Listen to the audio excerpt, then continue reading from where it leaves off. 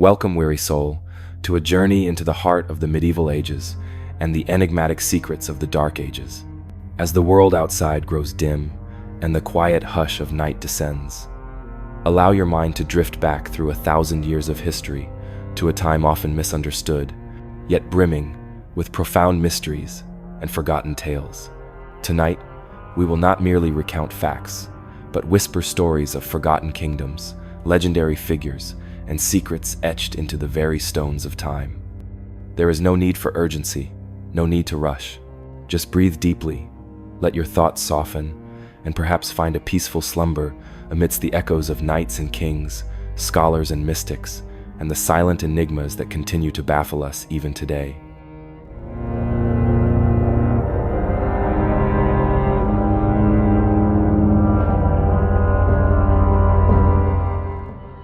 Chapter 1.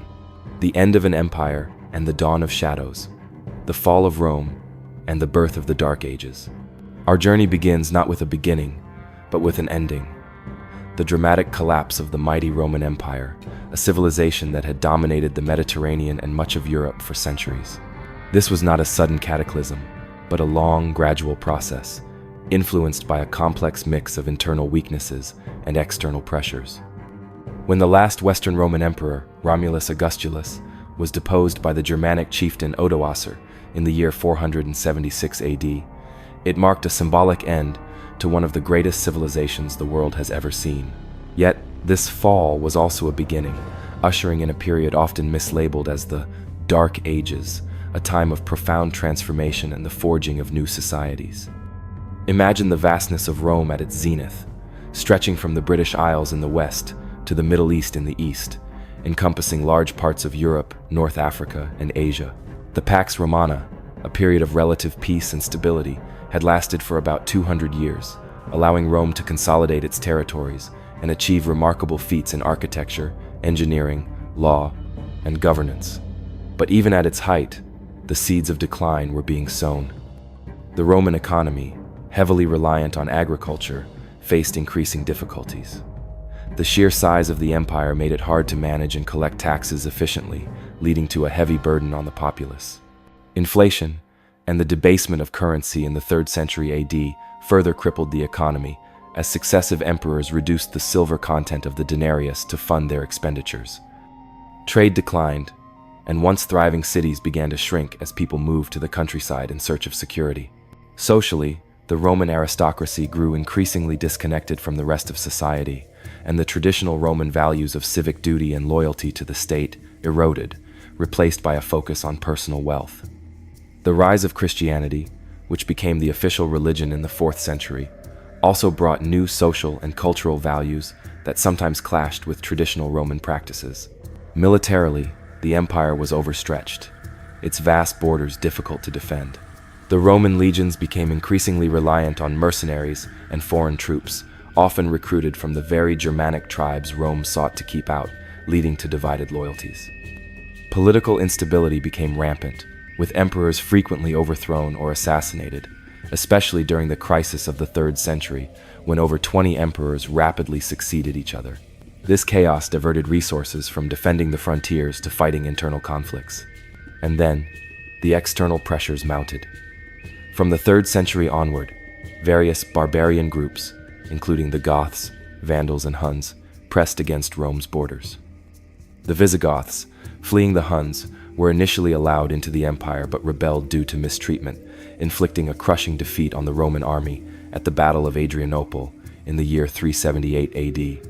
In the year 410 AD, the Visigoths, under Alaric, even sacked Rome itself, a shocking event that symbolized the decline of Roman power.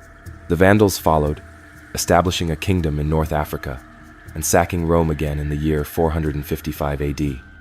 The final blow came in the year 476 AD, when Odoacer deposed Romulus Augustulus. Yet, the story doesn't end there. While the Western Roman Empire crumbled, the Eastern Roman Empire, or Byzantine Empire, continued to thrive for nearly 1,000 more years, centered in Constantinople, modern-day Istanbul. It preserved much of the Roman heritage, including its legal system and administrative practices, and became a beacon of learning and culture.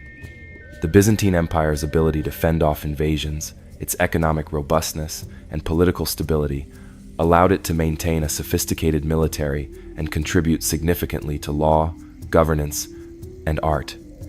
The fall of Constantinople to the Ottoman Turks in the year 1453 marked the true end of the Roman Empire in the East. The legacy of Rome, however, continued to shape the world. Latin evolved into the Romance languages.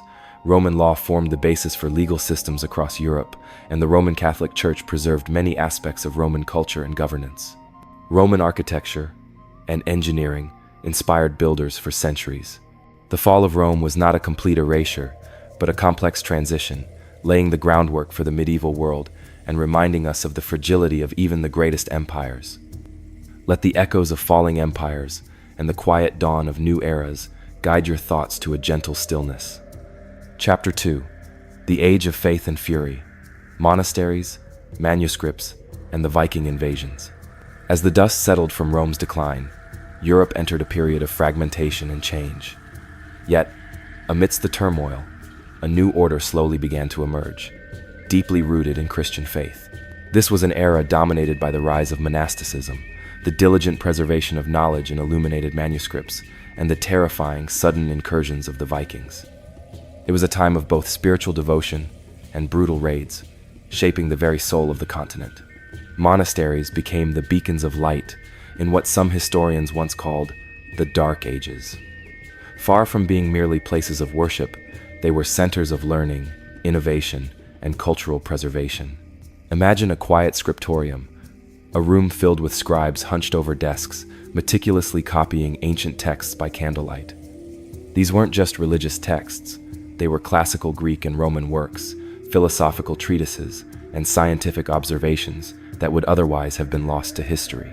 Monks painstakingly illuminated these manuscripts with intricate designs, vibrant colors, and gold leaf, turning functional books into breathtaking works of art. The Book of Kells and the Lindisfarne Gospels are prime examples. Their complex interlaced patterns and vibrant imagery, a testament to the dedication and artistic prowess of these monastic scholars. Their work ensured that the intellectual achievements of the ancient world were not lost, but passed down to future generations. But this era of quiet scholarship was often violently interrupted by the arrival of the Vikings. From the late 8th to the mid-11th century, longships bearing fearsome Norse warriors emerged from the northern seas, striking terror into coastal communities and riverine settlements across Europe. The Lindisfarne Abbey raid in the year 793 AD is often cited as the beginning of the Viking Age. Imagine the shock and horror of the monks as pagan warriors, armed with axes and swords, stormed their peaceful monastery, plundering its treasures and killing its inhabitants. These were not just pirates. They were explorers, traders, and settlers, driven by a complex mix of ambition, economic need, and a desire for land. The Vikings were master shipbuilders and navigators, their iconic longships capable of crossing open oceans and penetrating shallow rivers far inland.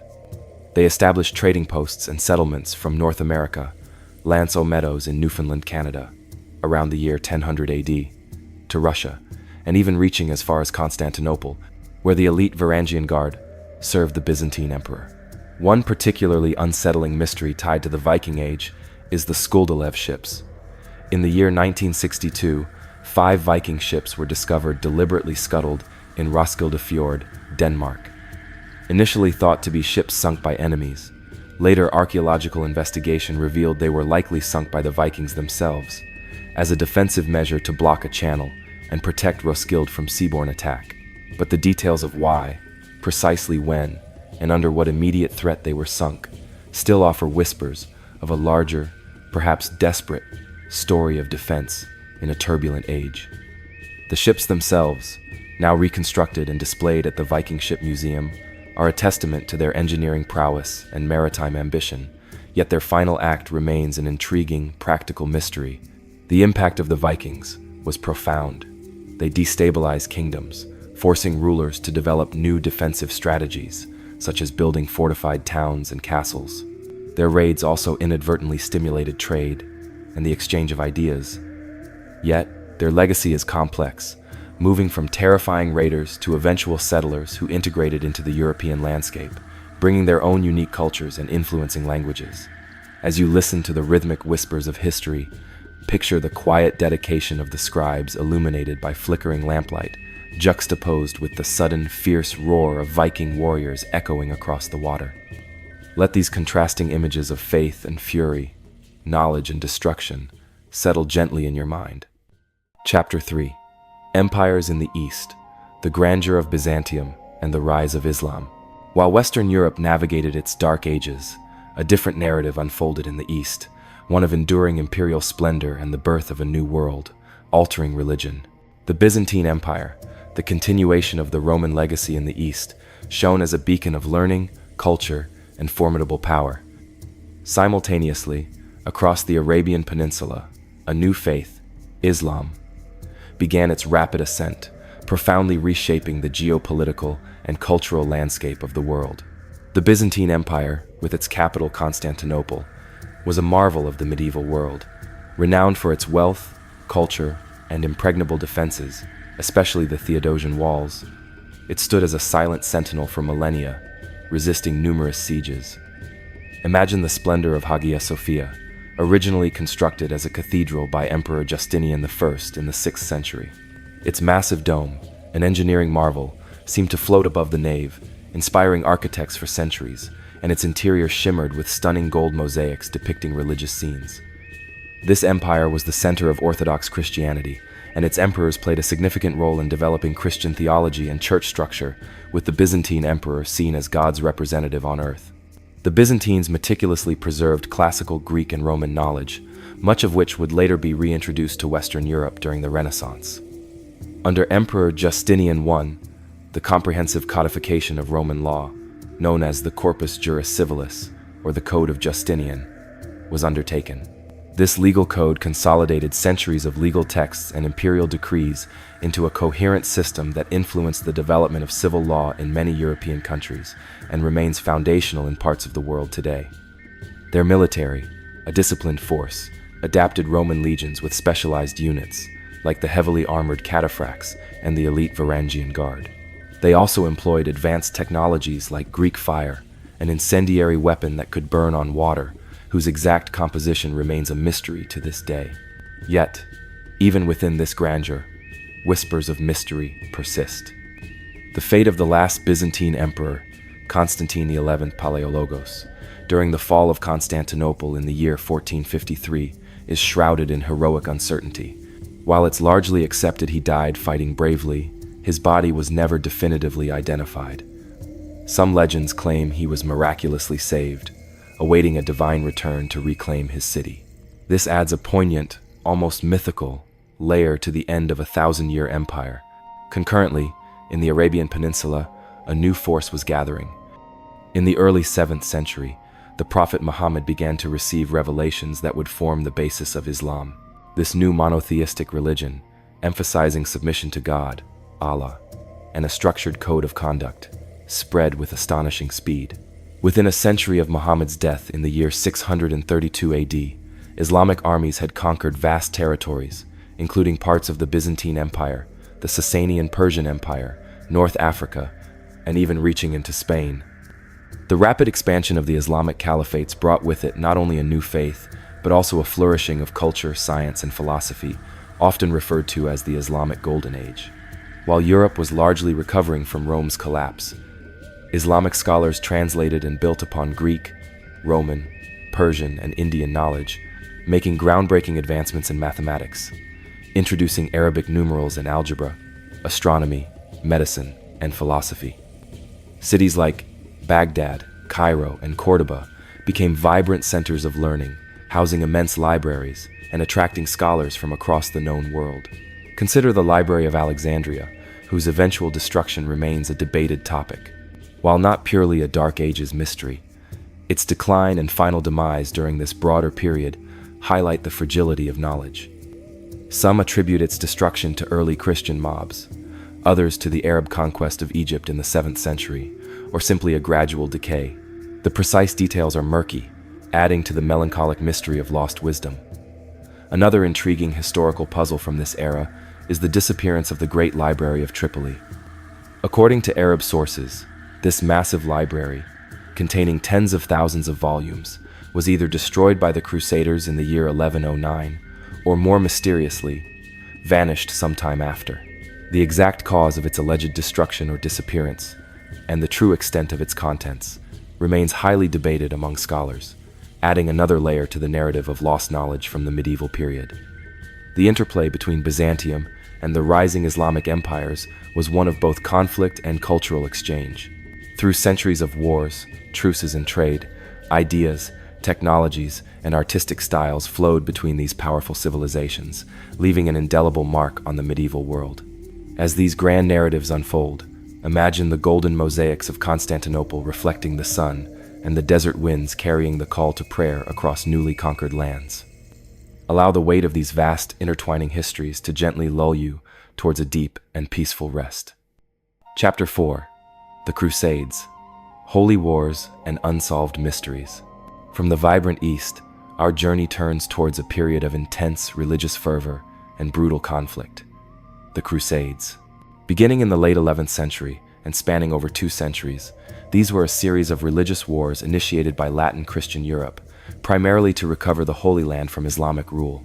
Yet, beneath the banners of faith and the clash of swords, lie stories of enduring mystery and perplexing disappearances. The First Crusade, launched in the year 1095 after Pope Urban II's call to arms, saw European knights, pilgrims, and adventurers embark on an arduous journey to Jerusalem. Imagine the sheer scale of the undertaking. Thousands of men, women, and children, driven by religious zeal, seeking atonement for sins, or simply craving adventure and riches, marching across vast, unfamiliar lands. They eventually captured Jerusalem in the year 1099, establishing the Crusader states in the Levant. But the Crusades were not a simple narrative of good versus evil. They were complex, often brutal, and fraught with internal divisions among the Christian forces themselves. They also had a profound impact on European society, stimulating trade, transferring knowledge from the East, and inadvertently strengthening the power of monarchies and the Church.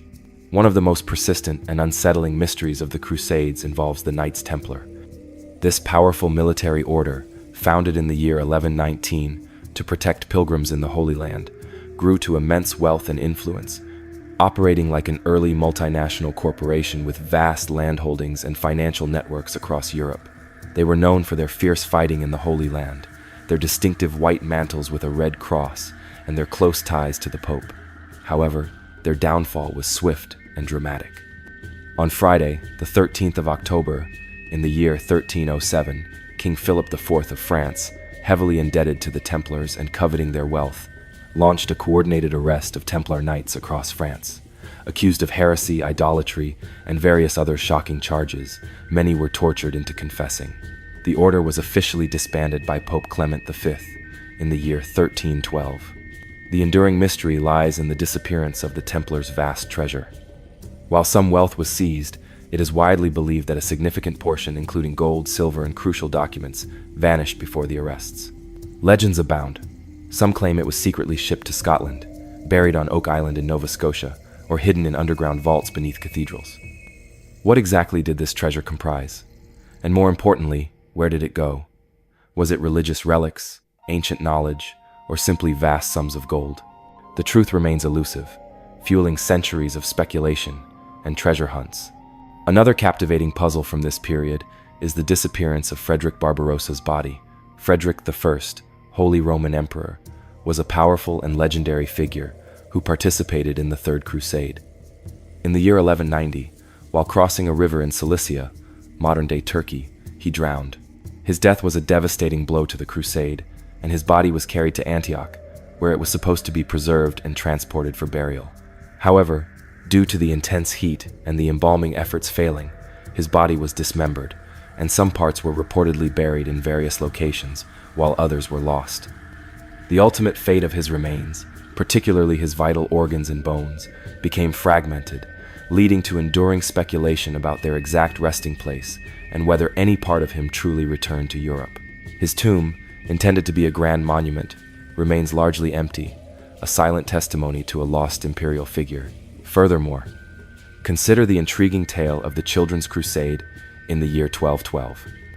This was not an official military campaign, but a popular movement, primarily involving impoverished children and young adults from France and Germany, who believed that their purity would allow them to succeed where armed knights had failed. They intended to march to the Holy Land, believing the seas would part for them. The movement largely ended in tragedy, with many dying of hunger and disease on the journey, or being tricked and sold into slavery. The precise numbers involved, the true motivations of their leaders, and the full extent of the suffering endured remain debated, adding a somber, mysterious aura to this desperate, tragic chapter of medieval faith. The Crusades represent a complex tapestry of religious fervor, political ambition, and economic opportunity. They left an indelible mark on the landscape of Europe and the Middle East, altering trade routes, fostering new cultural exchanges, and leaving behind a legacy of both grand achievement and profound suffering. And amidst it all, the whispers of lost treasures and vanished bodies continue to echo through time, inviting us to ponder the secrets they still hold. Let the sounds of distant trumpets and the silent prayers of a bygone age carry you deeper into peaceful contemplation. Chapter 5: Cathedrals, Guilds, and the Black Death. Life, Labor, and Loss in the High Middle Ages. The High Middle Ages, roughly from the 11th to the 13th centuries, was a period of tremendous growth and transformation in Europe. Cities flourished, trade networks expanded, and towering Gothic cathedrals reached for the heavens, testaments to both faith and immense human labor. Yet, this era of burgeoning prosperity was abruptly and brutally halted by the arrival of the Black Death, a catastrophe that reshaped the very fabric of European society. Imagine the bustling streets of a medieval city. Artisans and merchants organized themselves into powerful guilds, associations that regulated trade, maintained quality standards, and provided social support for their members. The masterpiece system, where an apprentice had to create a work of art or craft to prove their skill and become a master, is a fascinating glimpse into the dedication to craftsmanship. These guilds were crucial to urban life, controlling everything from bakeries to stonemasonry, and their influence shaped the economic and social hierarchy of the emerging towns. Above these bustling streets, the great Gothic cathedrals began to rise.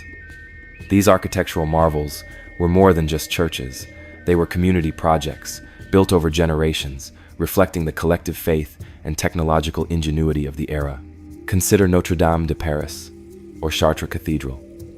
Their soaring arches, intricate stained glass windows, and elaborate sculptures were designed to inspire awe and draw the gaze heavenward. How did medieval builders, without modern cranes or machinery, raise such colossal stone structures? It was a combination of ingenious scaffolding, complex systems of ropes and pulleys, and sheer coordinated manpower. The precise methods for some of the grandest feats, like the rose windows, still inspire engineers today. Yet, amidst this growth, a shadow loomed. In the mid-14th century, a devastating pandemic, the Black Death, swept through Europe between the years 1347 and 1351. Caused by the bacterium Yersinia pestis, primarily spread by fleas infesting rats, the plague likely originated in Central Asia and traveled along the Silk Road, reaching Europe through the port of Messina, Sicily, in the autumn of the year 1347. From there, it spread rapidly across the continent, following trade routes and rivers. The speed and scale of the Black Death were unprecedented. Entire villages were wiped out, and cities saw a significant portion of their populations perish within months. Symptoms included fever, chills, headaches, and painful, swollen lymph nodes, buboes, that often turned black, giving the disease its name. Mortality rates for the bubonic plague were 60 to 90%, while septicemic and pneumonic forms were almost always fatal. The sheer number of dead overwhelmed local authorities, leading to mass graves known as plague pits. The Black Death had a profound and lasting impact on European society. The massive loss of life led to severe labor shortages, disrupting the feudal economy. Surviving laborers found themselves in higher demand, gaining increased wages and better working conditions.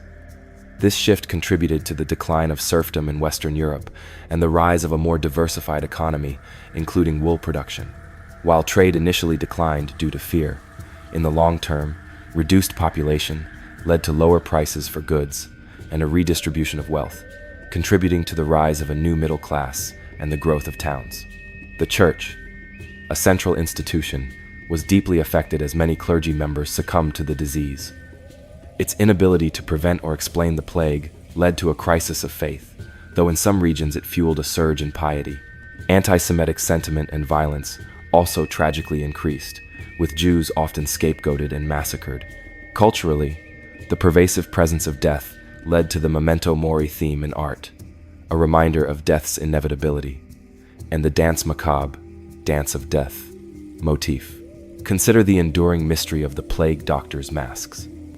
While often depicted as a medieval invention from the Black Death, the iconic bird-like mask with a long beak designed to hold aromatic herbs to ward off bad air, miasma theory, actually originated much later, in the 17th century, perfected by Charles Delorme. This subtle misplacement in popular imagination highlights how collective memory can sometimes conflate historical periods, and the true, horrifying reality of medieval plague lacked any such protective costume. It's a mystery of anachronism, a secret of popular culture rather than a medieval one. The Black Death was a transformative event, reshaping every aspect of life and leaving a complex legacy of demographic change, social upheaval, economic transformation, religious questioning, and cultural expression. It remains a powerful symbol of human vulnerability and resilience. As the shadows lengthen, imagine the silence that fell over countless villages and the hopeful ringing of hammers against stone for the cathedrals. Let these powerful images fade into the quiet, leading you to a calm rest. Chapter 6: Knights, Castles, and the Magna Carta, Power, Law, and Rebellion. The High Middle Ages was also the era of knights, chivalry, and the formidable power of feudal lords, whose authority was often symbolized by the imposing stone castles that dotted the European landscape. Yet, even in this hierarchical world, the seeds of constitutional governance were sown, most famously with the signing of the Magna Carta, a document born out of rebellion and a king's arbitrary rule. Castles were not just homes. They were fortresses, centers of administration, and symbols of power. Imagine the immense effort involved in building a concentric castle with multiple rings of walls, towering keeps, and intricate gatehouses designed to withstand long sieges. The techniques for their construction, often involving massive stone blocks and complex defensive strategies, were a testament to medieval engineering. The lives within their walls were a microcosm of feudal society, from the lord and lady to the knights, squires, and servants. Knights, bound by a code of chivalry, at least in theory, were the backbone of medieval armies. They trained from childhood, learning horsemanship, sword fighting, and the use of the lance. Their plate armor, while heavy, offered considerable protection, turning them into formidable figures on the battlefield. Tournaments, initially training exercises, evolved into elaborate spectacles, showcasing martial prowess and entertaining the masses. But even with their imposing castles and armored knights, kings were not absolute. The 13th century in England saw a period of intense political turmoil under King John, known for his heavy taxation, military failures, and arbitrary rule. His loss of Normandy in the year 1204, combined with disputes with Pope Innocent III, weakened his position, leading to widespread discontent among the nobility. By the year 1215, the barons' frustration with King John had reached a boiling point. They were particularly aggrieved by his attempts to increase his power through arbitrary taxation and abuse of feudal rights. Faced with the threat of civil war, King John met with the rebel barons at Runnymede on the 15th of June, the year 1215, and under considerable pressure, agreed to the terms of the Magna Carta, or Great Charter. The Magna Carta established the principle that the king and his government were not above the law. While many of its 63 clauses dealt with specific feudal matters, several had profound lasting implications for constitutional law. Clause 39 declared, "No free man shall be seized or imprisoned, except by the lawful judgment of his equals, or by the law of the land." This is often cited as the foundation of the right to a fair trial and due process. Clause 40 stated, "To no one will we sell, to no one deny or delay right or justice," reinforcing the idea that justice should be accessible to all and applied fairly. Clause 12 addressed taxation, laying the groundwork for the idea that taxes should not be levied without general consent. Perhaps most radically, Clause 61, the Security Clause, established a council of 25 barons with the power to enforce the Magna Carta, placing the king under the supervision of his subjects. Despite its significance, the Magna Carta was not immediately successful. King John quickly sought to annul it, leading to the First Barons' War. However, it was reissued and refined in subsequent years, becoming a definitive legal document. Over centuries, it became a powerful symbol of the struggle against tyranny and the defense of individual rights, influencing legal and political thought in the American colonies and inspiring documents like the Universal Declaration of Human Rights. The mystery of the Corpus Christi College Library in Oxford offers a tantalizing, if less dramatic, puzzle. This library, founded in the year 1517, holds an extraordinary collection of medieval manuscripts. While not explicitly a lost mystery, the very act of preserving these fragile documents, often with cryptic marginalia or illustrations, presents a continuous challenge to decipher the exact intentions of their medieval creators and owners. Some medieval libraries were highly secretive, their contents only accessible to a select few, and the process of cataloging and understanding every detail of their collections is an ongoing historical detective story. The secrets here are intellectual, rather than physical, hidden within forgotten Latin phrases or arcane symbols only decipherable by dedicated scholars. Another intriguing historical anomaly is the sudden and unexplained disappearance of entire medieval villages across Europe. While some can be attributed to the Black Death or economic shifts, others simply vanished from historical records with no clear explanation for their abandonment. Were they lost to famine, plague, or perhaps even local conflicts that went unrecorded? These deserted medieval villages are a haunting reminder of the fragility of life and the impermanence of human settlements in the medieval period. Their precise fate, a silent testament to a past that refuses to fully reveal itself. The Magna Carta, therefore, is not just a document. It's a testament to the enduring struggle for justice and the rule of law, a legacy that continues to resonate today. Let the echoes of ancient rites and the silent strength of old stone castles gently guide you into a profound and peaceful sleep. Chapter 7. Lost Knowledge and Hidden Wisdom, the Voynich Manuscript and Other Medieval Enigmas. As we delve deeper into the medieval mind, we encounter puzzles that defy our modern understanding, hints of knowledge lost or deliberately concealed. Few stand as utterly baffling as the Voynich manuscript, a book whose secrets have resisted every attempt at decipherment for centuries. It's a testament to the fact that even within the confines of recorded history, vast swathes of knowledge remain stubbornly unknown. The Voynich manuscript is a 15th century codex, discovered by Polish-American antiquarian Wilfrid Voynich in the year 1912. It's a relatively small book, about 240 pages of vellum, calfskin, written in an unknown script and an inscrutable language, often called Voynichese. The writing flows left to right, with clear paragraphs and bullet points, giving it the superficial appearance of a normal book. What truly sets it apart are its bizarre illustrations, unknown or fantastical plants, strange astrological and cosmological diagrams, and mysterious human figures, often depicted in unusual poses. The manuscript is broadly divided into sections like botany, astronomy, biology, pharmacology, and cosmology. Yet, despite these detailed drawings and apparent organization, its actual content remains utterly incomprehensible. The Voynichese script consists of 20 to 30 distinct characters, some faintly resembling Latin letters, others unique. It's remarkably consistent, suggesting a single scribe or a small group using the same system.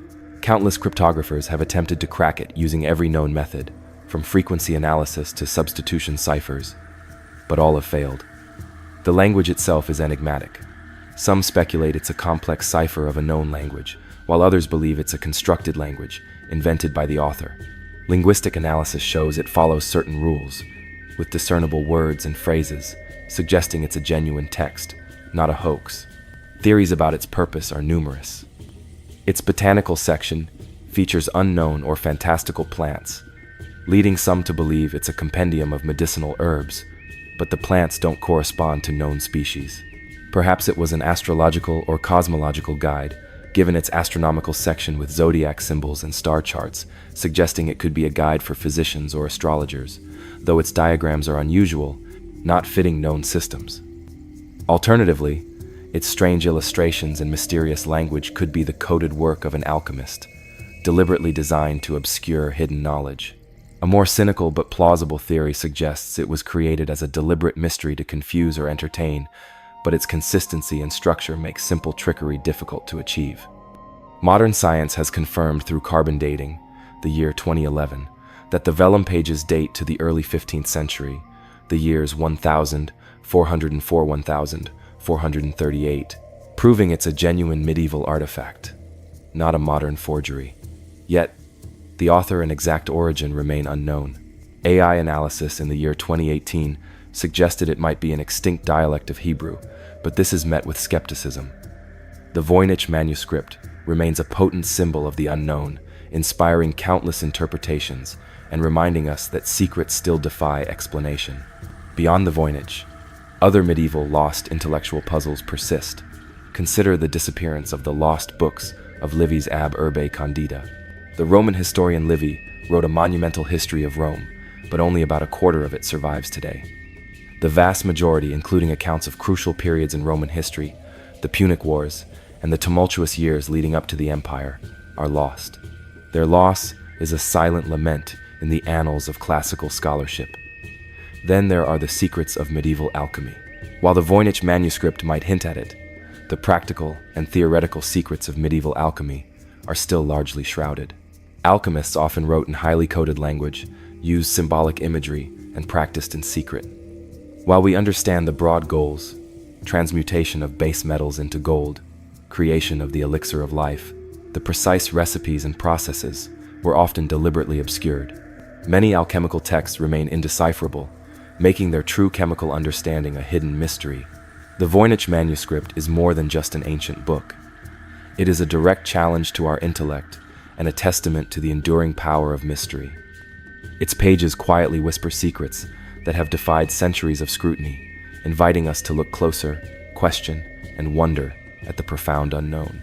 Let the subtle hum of unanswered questions and the delicate rustle of ancient vellum guide you gently into the depths of restful sleep.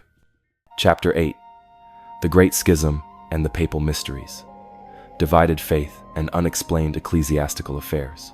The medieval ages were defined by faith, with Christianity at its core. But even within the seemingly unified church, profound rifts emerged, leading to periods of deep division and leaving behind mysteries that question the very nature of spiritual authority and human ambition. The Great Schism, both East and West, and the perplexing affairs of the papacy offer a glimpse into a world where spiritual power intertwined with earthly intrigue. Firstly, let's consider the East-West Schism of the year 1054. While often simplified to a single date, this was the culmination of centuries of growing theological, linguistic, and cultural differences between the Greek-speaking East, Byzantine Empire, and the Latin-speaking West, Rome.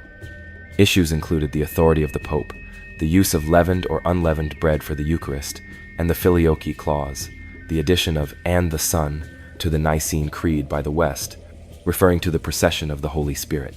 The mutual excommunications between Pope Leo IX and Patriarch Michael I Cerularius in the year 1054 formalized the split, creating Roman Catholicism and Eastern Orthodoxy. The mystery here is less about a single event, and more about the enduring, almost inexplicable, inability to fully reconcile two branches of the same faith. Despite numerous attempts at reunion over centuries, theological nuances, political rivalries, and deep-seated cultural differences proved insurmountable. What lost opportunities for unity did these schisms represent, and how much historical and theological knowledge was perhaps lost or sidelined in the process of defining distinct dogmas? It's a mystery of human division and the enduring complexity of religious interpretation. Then, we encounter the Western Schism, the years 1378-1417, a period of unprecedented crisis for the Roman Catholic Church. This was not a split between East and West, but a schism within the papacy itself, with multiple claimants to the papal throne. It began after Pope Gregory XI returned the papacy to Rome from Avignon, France, where it had resided for nearly 70 years, the Avignon papacy. Upon his death, a chaotic election led to the simultaneous election of Urban VI, Italian, in Rome and Clement VII, French, who returned to Avignon. Imagine the confusion and spiritual crisis for the faithful. Two, and at one point even three, popes, each claiming to be the legitimate successor of St. Peter, excommunicating each other and their respective followers. Kingdoms aligned with one pope or another, based on political expediency. This severely undermined the Church's authority and prestige. The mystery within this schism lies in the true motivations and political machinations that fueled such prolonged and damaging division. Was it pure ambition, genuine belief in their legitimacy, or a complex web of national rivalries and power struggles that kept the schism alive for decades? The Council of Constance, the years 1414–1418, eventually resolved it, but the scars remained, contributing to the later Protestant Reformation. Adding another layer of ecclesiastical mystery is the tale of Pope Joan. This medieval legend, first widely circulated in the 13th century, claims that a woman disguised as a man reigned as pope for several years during the Middle Ages. The story typically depicts her as a brilliant scholar who, to overcome the limitations placed on women, disguised herself, rose through the church hierarchy, and was eventually elected pope. Her true identity was supposedly revealed when she unexpectedly gave birth during a procession, leading to her death and the subsequent suppression of her story. While modern historians universally dismiss Pope Joan as a work of fiction or anti-papal satire, the persistent nature of the legend and its widespread acceptance in medieval times is a mystery in itself. Why did this story resonate so strongly? Did it reflect genuine concerns about corruption, the abuse of power within the papacy, or perhaps subtle critiques of the male-dominated hierarchy? It's a mystery not of a lost pope, but of a persistent myth that reveals much about medieval societal anxieties and beliefs about the Church. The enduring mystery of these schisms and legends reminds us of the human element, even in the most sacred institutions. They highlight how power, politics, and personality can influence even the most profound expressions of faith, creating ripples that echo through centuries and leaving behind questions about the true nature of authority and the path of spiritual guidance. Let the ancient hymns and the silent debates of a divided church guide your thoughts towards a quiet and contemplative slumber. Chapter 9. Medieval Monsters and Cryptids. Folklore, Fear, and the Unseen World. The medieval mind was one deeply intertwined with the natural world, often perceiving it as a landscape filled with both divine wonder and terrifying unseen forces. Beyond the familiar animals, medieval bestiaries and folklore are replete with descriptions of monstrous creatures and cryptids, beings whose existence was widely believed, and whose stories continue to captivate our imagination, offering a glimpse into the fears and interpretations of a bygone era. Imagine a world without modern science, where unexplained phenomena were attributed to the supernatural, and distant lands were filled with fantastical beasts reported by intrepid, if sometimes embellishing, travelers. These creatures were not merely fictions. They often served as moral allegories, warnings, or attempts to explain the unknown. One of the most famous and persistent medieval cryptids is the dragon. While a symbol of evil and chaos in Christian theology, dragons were also seen as powerful, ancient creatures, often guarding treasures or wreaking havoc on human settlements. Legends of dragon slayers like St. George became popular, emphasizing the triumph of good over evil. The mystery here is the universal nature of the dragon myth across countless cultures, despite no scientific evidence of their existence. Did these myths originate from fossil discoveries, misinterpreted sightings of large reptiles, or perhaps a collective human archetype of primal fear? The persistent, vivid imagery of dragons in medieval art and literature suggests a deeply ingrained belief in their reality. Another intriguing figure is the unicorn. Often depicted as a pure white horse with a single spiraling horn on its forehead, the unicorn was believed to possess immense healing powers, particularly its horn, which was thought to purify water and detect poison. Medieval nobles eagerly sought unicorn horns, which were actually narwhal tusks, as prized possessions. The mystery of the unicorn lies in how such a mythical creature became so firmly embedded in scientific belief and pharmacology of the time, often described with the same seriousness as real animals in bestiaries. It highlights the blend of observation, superstition, and wishful thinking that characterized medieval natural history. Consider also the various sea monsters that filled medieval maps and sailors' tales. The kraken, leviathan, and countless serpentine beasts were believed to inhabit the vast, unexplored oceans. These were often born from legitimate sightings of large marine animals, like giant squid or whales, combined with fear of the unknown depths and a desire to fill the blank spaces on early maps with fantastical dangers. The mystery is how much of these tales were based on distorted reality and how much was pure, unadulterated imagination, reflecting the medieval anxiety about the untamed wilderness of the sea. A more localized but equally perplexing mystery revolves around the medieval belief in werewolves. While folklore about humans transforming into wolves existed in many cultures, medieval Europe, particularly during times of famine or social unrest, saw a rise in trials and executions of alleged werewolves. The Beast of Gévaudan, a real event in 18th century France where a mysterious creature killed dozens of people, causing widespread panic and massive hunting efforts, is often seen as a later echo of this medieval fear. The mystery here is what actual animal or combination of factors could have given rise to such widespread, terrifying beliefs in shape-shifting humans. Was it misunderstood animal attacks, serial killers, or perhaps even psychological conditions? The precise origin of specific medieval werewolf cases remains elusive. Finally, let us ponder the legend of the Green Children of Woolpit. In 12th century England, near the village of Woolpit, a boy and a girl with green-hued skin mysteriously appeared, speaking an unknown language and surviving only on raw beans. While the boy died, the girl eventually lost her green color, learned English, and claimed they came from St. Martin's Land, a mysterious world where the sun never shone. The mystery of their origin has sparked endless debate. Perhaps it was a folk tale or allegory, with the green skin representing otherness or being outsiders, and their assimilation symbolizing conversion to Christianity. They might have suffered from chlorosis, green sickness, a type of anemia caused by iron deficiency, explaining their green hue and recovery with a varied diet. A plausible historical theory suggests they were Flemish orphans or refugees, fleeing persecution, whose unusual clothing and language were Flemish, and whose green skin was due to malnutrition or exposure. A more speculative theory, drawing on the St. Martin's Land description, suggests they came from an alternate reality or even another planet. Despite the theories, no definitive explanation has been found. The story remains a captivating blend of history, folklore, and mystery, offering a glimpse into the medieval mind's encounters with the inexplicable. These medieval monsters and cryptids, whether real or imagined, underscore the medieval world's engagement with the unknown. They remind us that for centuries, the boundaries between reality and folklore were far blurrier, and that the unexplained often found its place in the realm of the monstrous.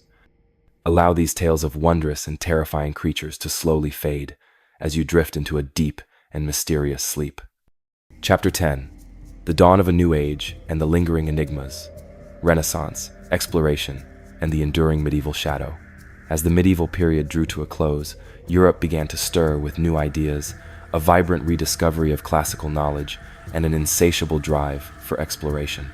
This era, known as the Renaissance, marked a profound shift in human thought, yet it also inherited and sometimes perpetuated the enduring mysteries of the past, even as it created new ones. The Renaissance, beginning in Italy in the 14th century, was a period of extraordinary cultural, artistic, and intellectual revival.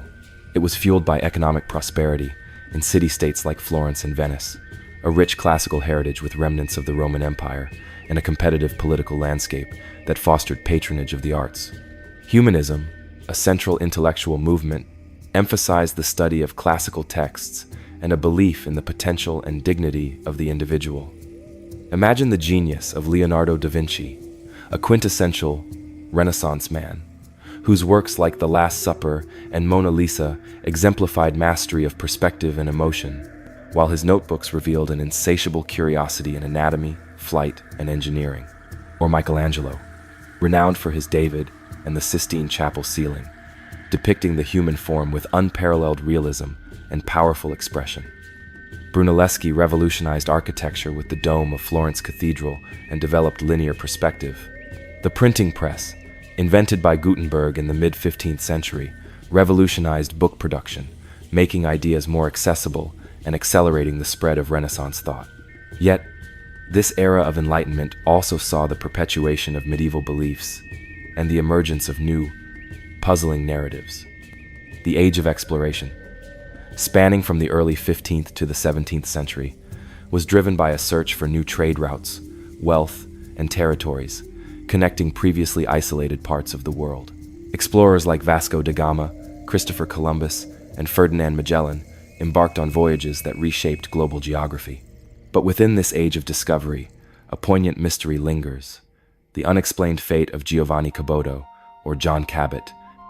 An Italian navigator sailing for England, Cabot made a pivotal voyage in the year 1497, becoming the first European since the Vikings to explore the mainland of North America, likely Newfoundland or Cape Breton Island.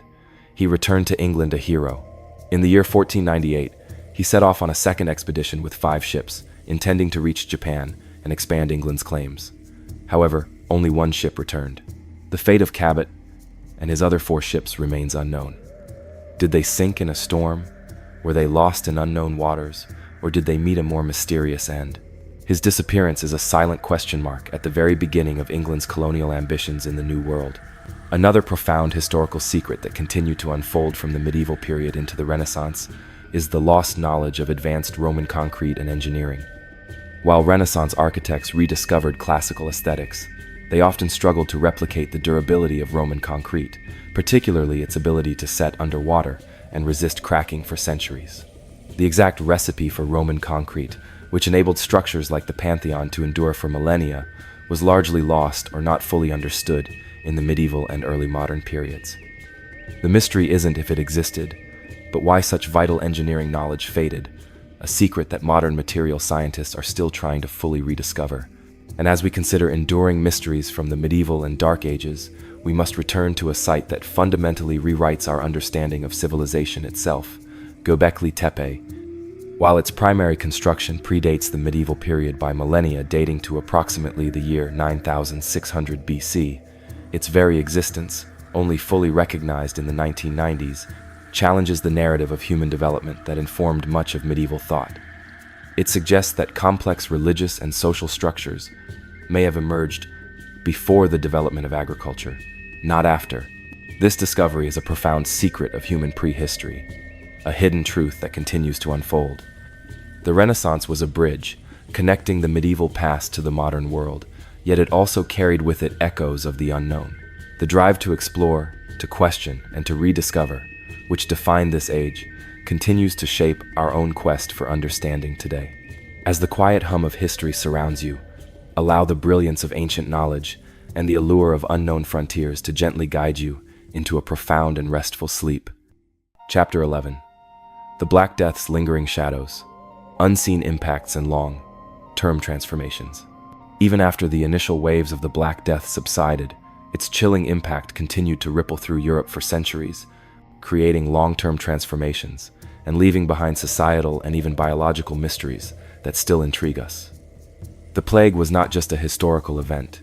It was a force that profoundly reshaped the economic, social, and even genetic landscape of the continent in ways that continued to unfold long after the last victim succumbed. Recall the sheer devastation. An estimated 25 to 50 million people, about a third of Europe's population, perished between the years 1347 and 1351. The immediate consequences were stark: severe labor shortages, increased wages for survivors, and the beginning of the decline of feudalism. But the plague's influence extended far beyond the immediate demographic collapse. One of the most intriguing and subtle long-term mysteries is the genetic legacy of the Black Death. Recent scientific studies suggest that the intense selective pressure of the plague may have led to an increase in certain protective gene variants in the European population. For instance, some research indicates that individuals with a particular genetic mutation, like CCR5 delta 32, which provides resistance to HIV, might also have had increased resistance to the plague. This mutation is notably more common in European populations than in others. If true, the Black Death profoundly shaped the genetic makeup of Europeans, a silent, invisible inheritance passed down through generations, making the plague a mysterious evolutionary force. The societal shifts were also more complex than just increased wages. The massive death toll created an enormous redistribution of wealth, as survivors inherited property from deceased relatives. This led to the rise of a more prosperous middle class in some regions, contributing to the cultural and economic developments of the late medieval period and the Renaissance. The psychological impact was immense, leading to a period of profound introspection and a questioning of established norms and institutions, setting the stage for the intellectual and cultural transformations that would follow in the Renaissance and the Reformation. Consider also the mystery of the subsequent waves of plague. The Black Death was not a one-time event.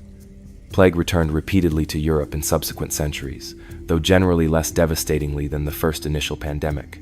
The Great Plague of London in the years 1665–1666 is a prominent example. Why did the plague continue to reappear in cycles? Was it due to a persistent reservoir in the rat population, new introductions from external trade routes, or the continued vulnerability of a population that had not yet developed widespread immunity? The precise dynamics of these recurring outbreaks remain a subject of historical epidemiology, a lingering mystery of a persistent killer. Another less dramatic but fascinating mystery relates to the Dance of Death, Dance Macabre, artistic motif. This popular allegorical concept depicted death personified, leading people from all walks of life, kings, peasants, popes, children, in a macabre dance.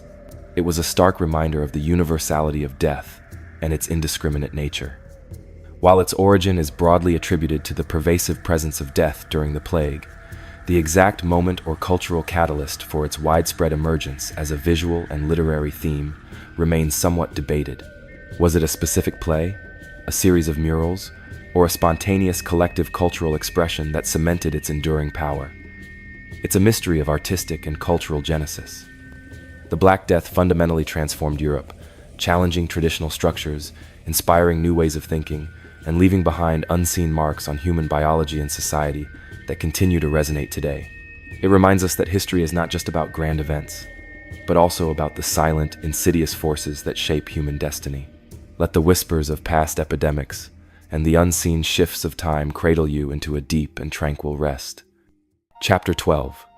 The Unending Quest for Knowledge. From Ancient Observatories to Lost Discoveries in the Medieval Dawn.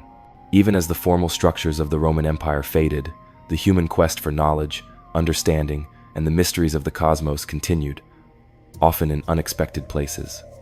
From the sophisticated astronomical tools of antiquity to the quiet preservation of learning in the early medieval period, the pursuit of wisdom was an enduring thread, sometimes leading to discoveries that challenge our very notions of ancient capabilities. Our journey takes us back briefly to the depths of the Aegean Sea, where a discovery utterly rewrote our understanding of ancient technology, the Antikythera mechanism. Unearthed from a shipwreck off the coast of Greece in the year 1900, this astonishing device, dating back to approximately the year 100 BC, is often hailed as the world's first analog computer. Initially dismissed as a corroded lump of metal, its true nature was realized in the year 1902 by archaeologist Valerio Stace, who noticed faint gear outlines. Through painstaking study and advanced imaging, the mechanism revealed itself as composed of over 30 intricately interlocking bronze gears housed in a wooden case the size of a shoebox. The gears were cut with a level of precision not seen again in Europe until medieval clockwork, over 1,000 years later.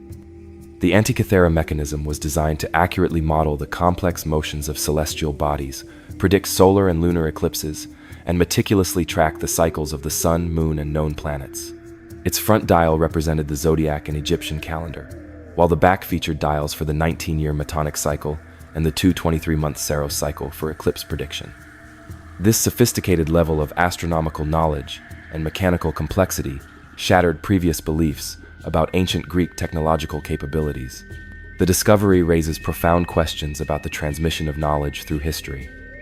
Was this astonishing mechanical knowledge part of a broader Greek engineering tradition tragically lost to time, perhaps through the destruction of libraries or the decline of academies?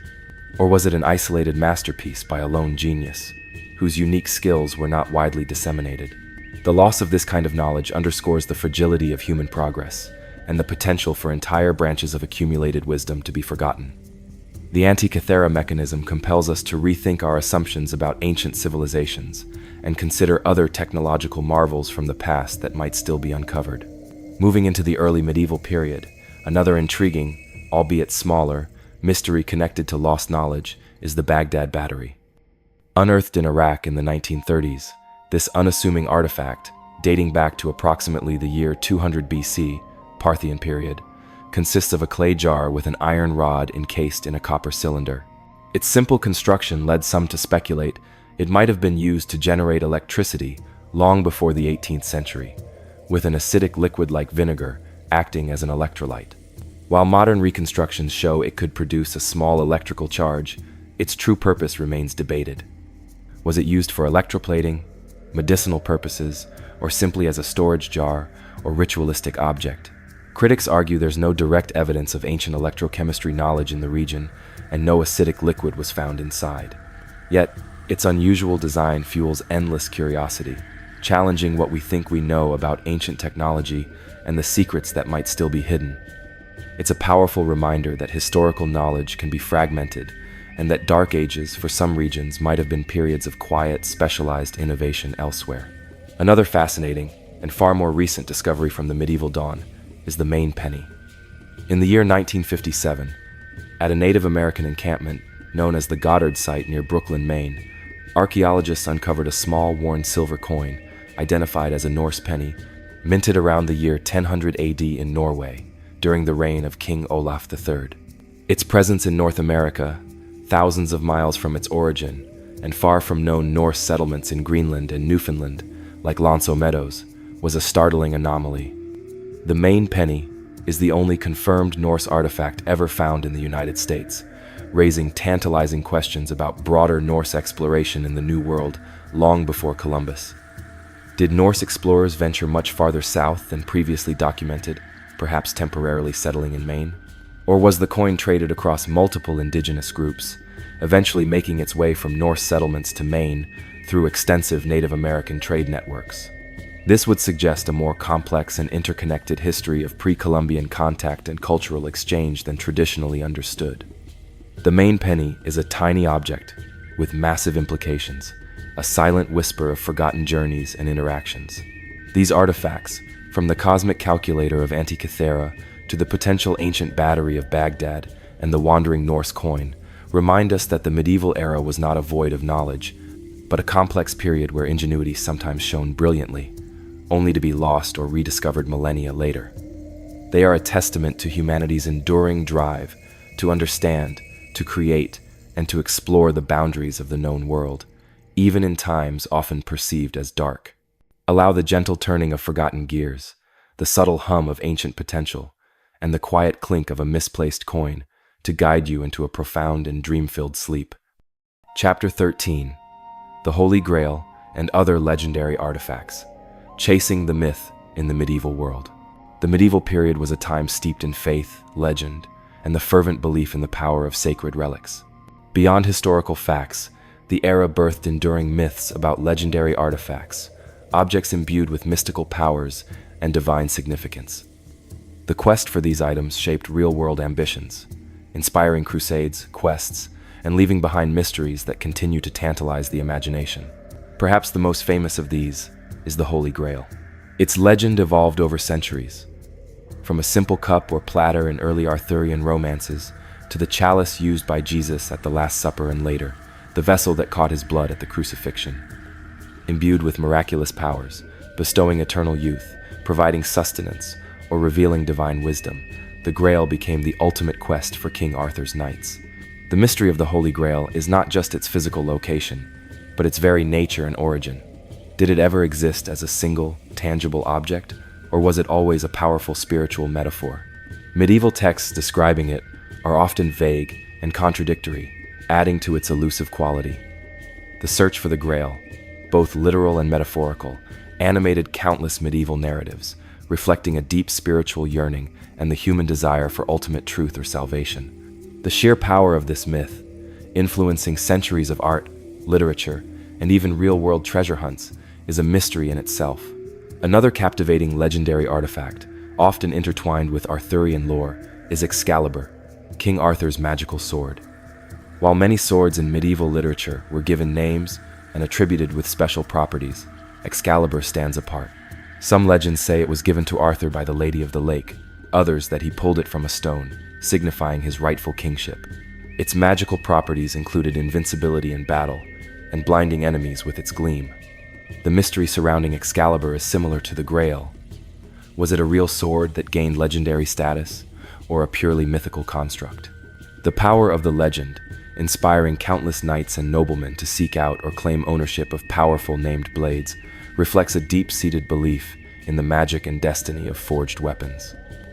It's a testament to how medieval culture infused ordinary objects with extraordinary symbolic weight, turning them into focal points of epic tales and aspirations. Consider also the various true cross fragments that proliferated across Europe during the Middle Ages. Following Empress Helena's alleged discovery of the true cross in Jerusalem in the 4th century, fragments of the wood were widely distributed to churches and monasteries, becoming highly venerated relics. The mystery here is less about a single lost item and more about the sheer number and authenticity of these fragments. With so many claims to possessing a piece of the true cross, how many were genuine? The medieval willingness to believe, often without critical inquiry, highlights the deep spiritual hunger that could override empirical verification. It's a mystery of faith, authenticity, and the power of religious belief in shaping material culture. The search for such legendary artifacts wasn't confined to fictional narratives. It had very real consequences. Crusaders, for instance, often sought relics, believing they would provide divine protection or blessings in battle. Kings would spend vast sums to acquire what they believed were genuine fragments of saints' bones or pieces of sacred objects. This pursuit of the divine, often through material objects, shaped pilgrimages, trade, and even political alliances throughout the medieval period. These legendary artifacts, whether rooted in historical fact or pure myth, represent the medieval world's deep engagement with the sacred, the miraculous, and the pursuit of destiny. They are silent whispers of a past where the line between the tangible and the spiritual was often blurred, and where belief could animate the grandest quests. Let the shimmering echoes of ancient quests and the soft glow of mythical artifacts guide you towards a deep and peaceful rest. Chapter 14. The Secret Societies and Esoteric Orders of the Medieval World. Hidden Knowledge and Mysterious Agendas. Beyond the overt power structures of kings and popes, the medieval period harbored a hidden world of secret societies and esoteric orders. These clandestine groups, often shrouded in mystery and fueled by hidden knowledge or alternative spiritual paths, operated in the shadows, their true agendas and practices remaining largely unknown to the wider populace. Their enduring enigmas continue to fascinate, hinting at hidden currents beneath the surface of official history. One of the most prominent and most famously mysterious groups from this era is the Knights Templar. While we touched upon their treasure earlier, their very existence and the rapid accumulation of their power and wealth also present a profound mystery. How did a small group of warrior monks, founded to protect pilgrims, grow into such an influential financial and military force in just 2 centuries? Their sophisticated financial system, which included letters of credit and international banking, was centuries ahead of its time. The rumors of their secret initiation rites and their alleged worship of an idol named Baphomet, likely a fabrication by their accusers, fueled their mystique even before their dramatic downfall. The true nature of their esoteric beliefs, if any, remains a subject of intense speculation. Did they truly possess hidden knowledge or secrets from the Holy Land, perhaps relating to the Ark of the Covenant or the Holy Grail, which contributed to their rapid rise and subsequent persecution? The unanswered questions about their rituals and the secrets they might have taken to their graves contribute to their enduring allure. Another intriguing, though less organized, secret society of the medieval period were the various alchemists. Operating in secluded workshops, these individuals sought the transmutation of base metals into gold, the creation of the philosopher's stone, and the discovery of the elixir of life. While modern science views alchemy as a proto-science, in the medieval mind, it was a profound spiritual and philosophical pursuit, often intertwined with mysticism, astrology, and Christian theology. Alchemists guarded their knowledge jealously, using coded language, obscure symbols, and elaborate allegories in their texts to conceal their methods from the uninitiated. This deliberate obscurity means that many medieval alchemical texts remain largely indecipherable, their precise instructions and esoteric meanings still a mystery. Did any of them truly achieve something beyond basic chemical reactions, or was their goal always a spiritual rather than a material transformation? The secrets of their laboratories are still locked within their cryptic writings. Consider also the burgeoning clandestine networks of heresy. while not societies in a formal sense. Groups like the Cathars in southern France, 12th, 13th centuries, developed complex theological systems that challenged the very foundations of the Catholic Church. They believed in a dualistic universe, with a good God and an evil God, rejecting the material world and the authority of the Roman Church. Their practices, often conducted in secret, and their refusal to recant their beliefs in the face of brutal persecution, culminating in the Albigensian Crusade and the Inquisition, make them a mysterious countercurrent to mainstream medieval faith. What were the full depths of their esoteric doctrines, and how did they manage to maintain such a strong, underground network of believers despite intense persecution?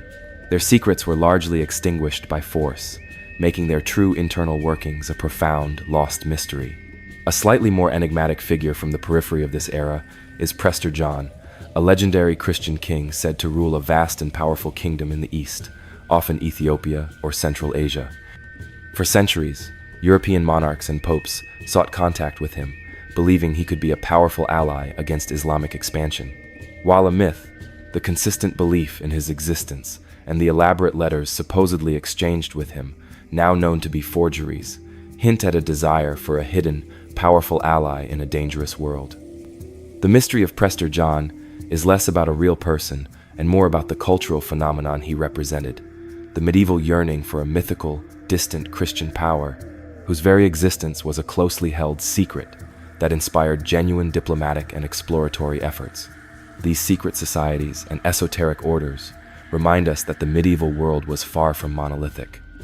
Beneath the surface of public life, clandestine groups pursued their own versions of truth, power, and spiritual enlightenment, their whispered secrets and hidden agendas continuing to echo through the ages. Let the shadowy whispers of ancient orders and the glint of secret knowledge guide you gently into the realms of deep and mysterious slumber. Chapter 15. The Medieval Afterlife and the Cult of Relics. Holy Bones, Miraculous Objects, and the Power of Belief. The medieval understanding of the afterlife was profoundly vivid and often terrifying, shaping daily life and inspiring grand artistic and architectural endeavors. Heaven, hell, and purgatory were tangible realities, and the path to salvation was often perceived through the veneration of holy relics. These objects, believed to be imbued with divine power, became focal points of pilgrimage, miraculous healing, and enduring mysteries. Imagine a world where the bones of saints, fragments of the true cross, or even vials of holy blood were considered direct conduits to the divine. This was the era of the cult of relics. Churches and monasteries across Europe vied for possession of the most prestigious relics, believing they would attract pilgrims, bestow blessings, and even protect against plague or invasion. The economic and spiritual power derived from these relics was immense. The mystery surrounding many of these relics lies in their authenticity. With hundreds of pieces of true cross scattered across Europe, or multiple heads claimed to be that of John the Baptist, critical inquiry was often secondary to fervent belief. Did medieval pilgrims truly believe in the authenticity of every relic, or was there an element of collective faith that transcended empirical proof? The phenomenon highlights the powerful interplay between spiritual yearning, local pride, and the economic realities of pilgrimage. It's a mystery of faith's power and historical verification. Consider the intriguing case of the blood of Christ relics. Numerous churches in the Middle Ages claimed to possess vials containing drops of Christ's blood, collected at the crucifixion or during other events. The most famous example is the Holy Blood of Bruges, still venerated today.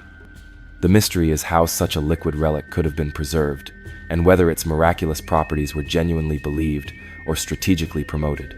The scientific impossibility of its preservation makes its continued veneration a fascinating case study in faith's ability to transcend rational explanation. Another peculiar aspect of the medieval afterlife involved the incorruptible bodies of saints.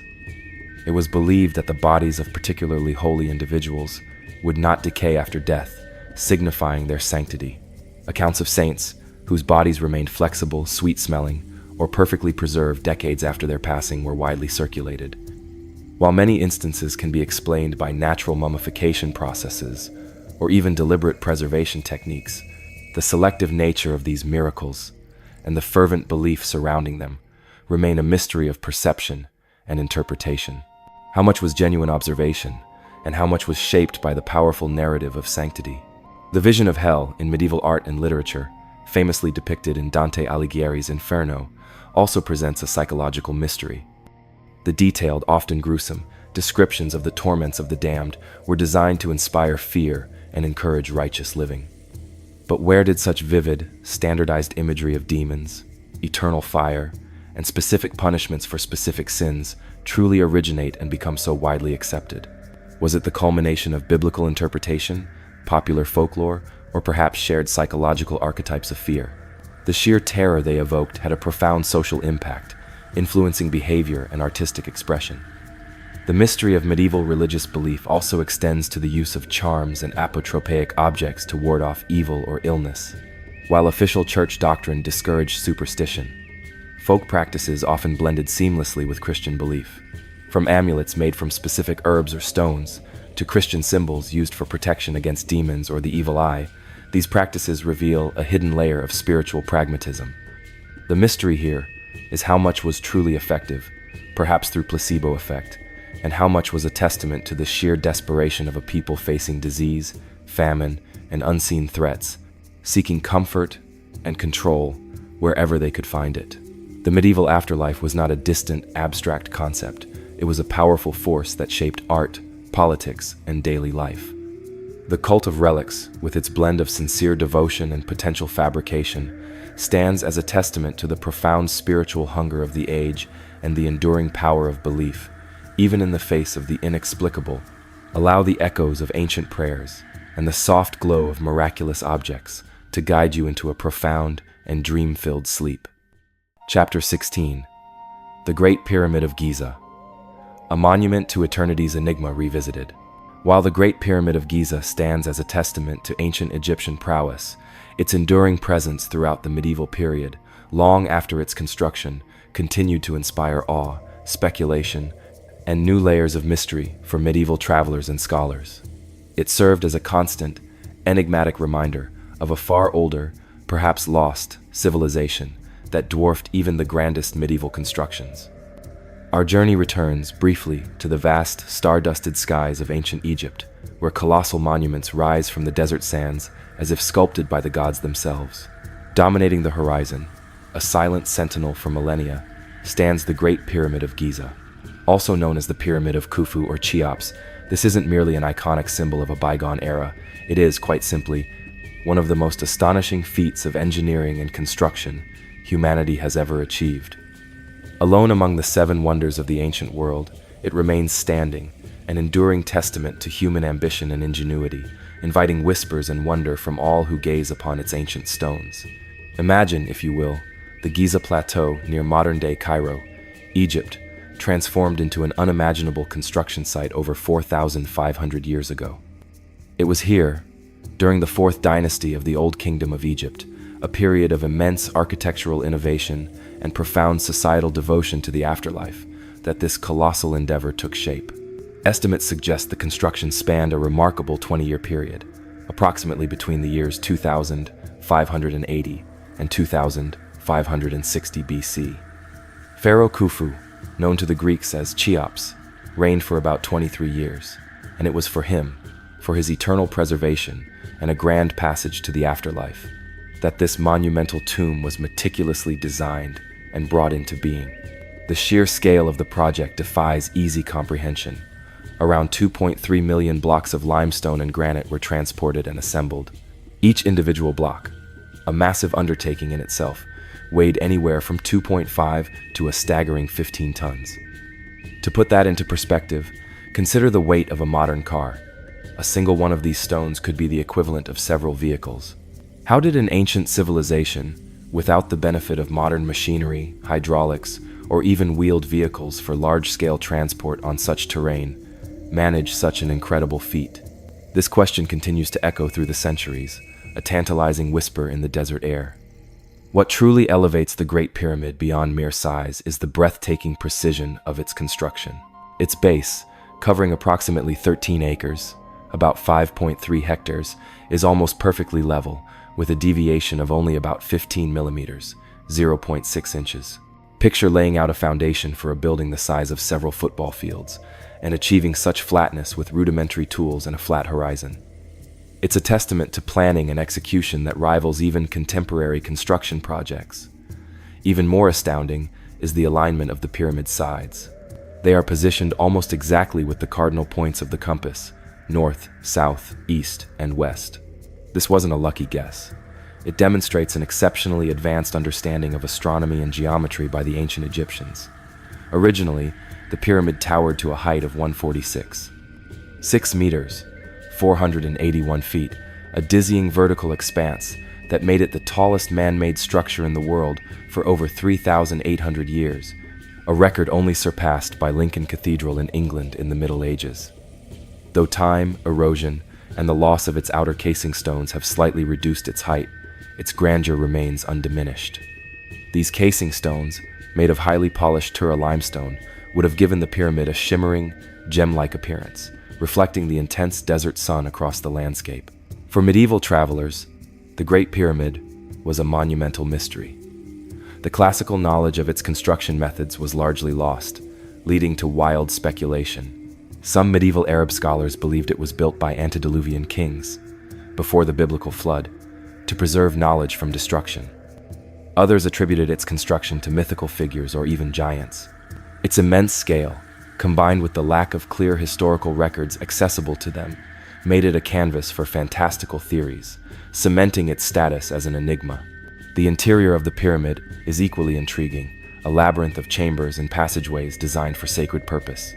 It houses three main chambers: the king's chamber, the queen's chamber, and an unfinished subterranean chamber.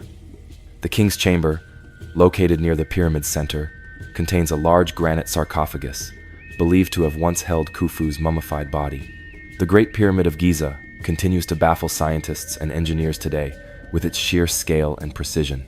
Even with 21st century technology, constructing such a monument would be an almost inconceivable challenge. This enduring difficulty only deepens the mystery and respect for its original builders.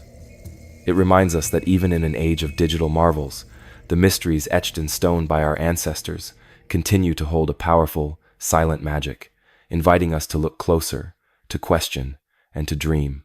Let the quiet immensity of the pyramid and the echoes of a lost ancient world guide you to a profound and restful sleep.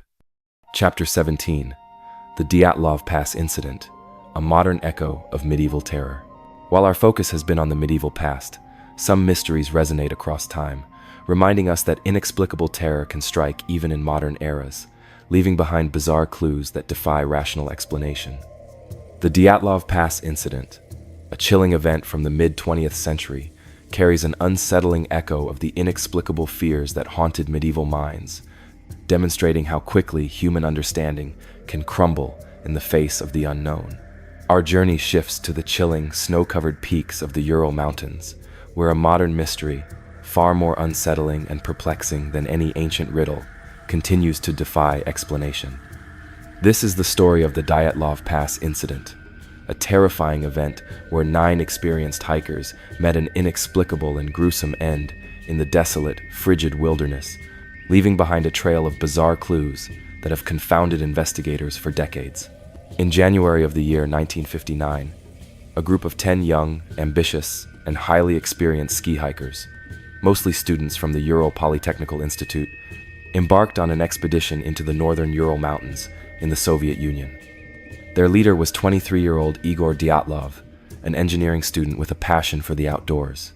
The group, comprising 8 men and 2 women, was highly skilled in winter survival and mountaineering. Their ambitious goal was to reach Mount Otorten, a peak about 10 kilometers from their intended campsite. The journey began well, but on the 1st of February of the year, one member, Yuri Yudin, fell ill with sciatica and was forced to turn back. He was the sole survivor. The remaining 9 continued their ascent. They were expected to send a telegram upon their return to a village on the 12th of February of the year. When no telegram arrived, initial concern turned to alarm, and a search party was dispatched.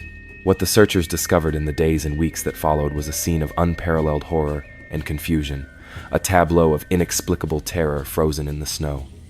On the 26th of February of the year, the search party found the hiker's tent on the eastern slope of Kholat Syakhl, meaning Dead Mountain, in the local Mansi language. The tent was partially collapsed, but, crucially, it was cut open from the inside.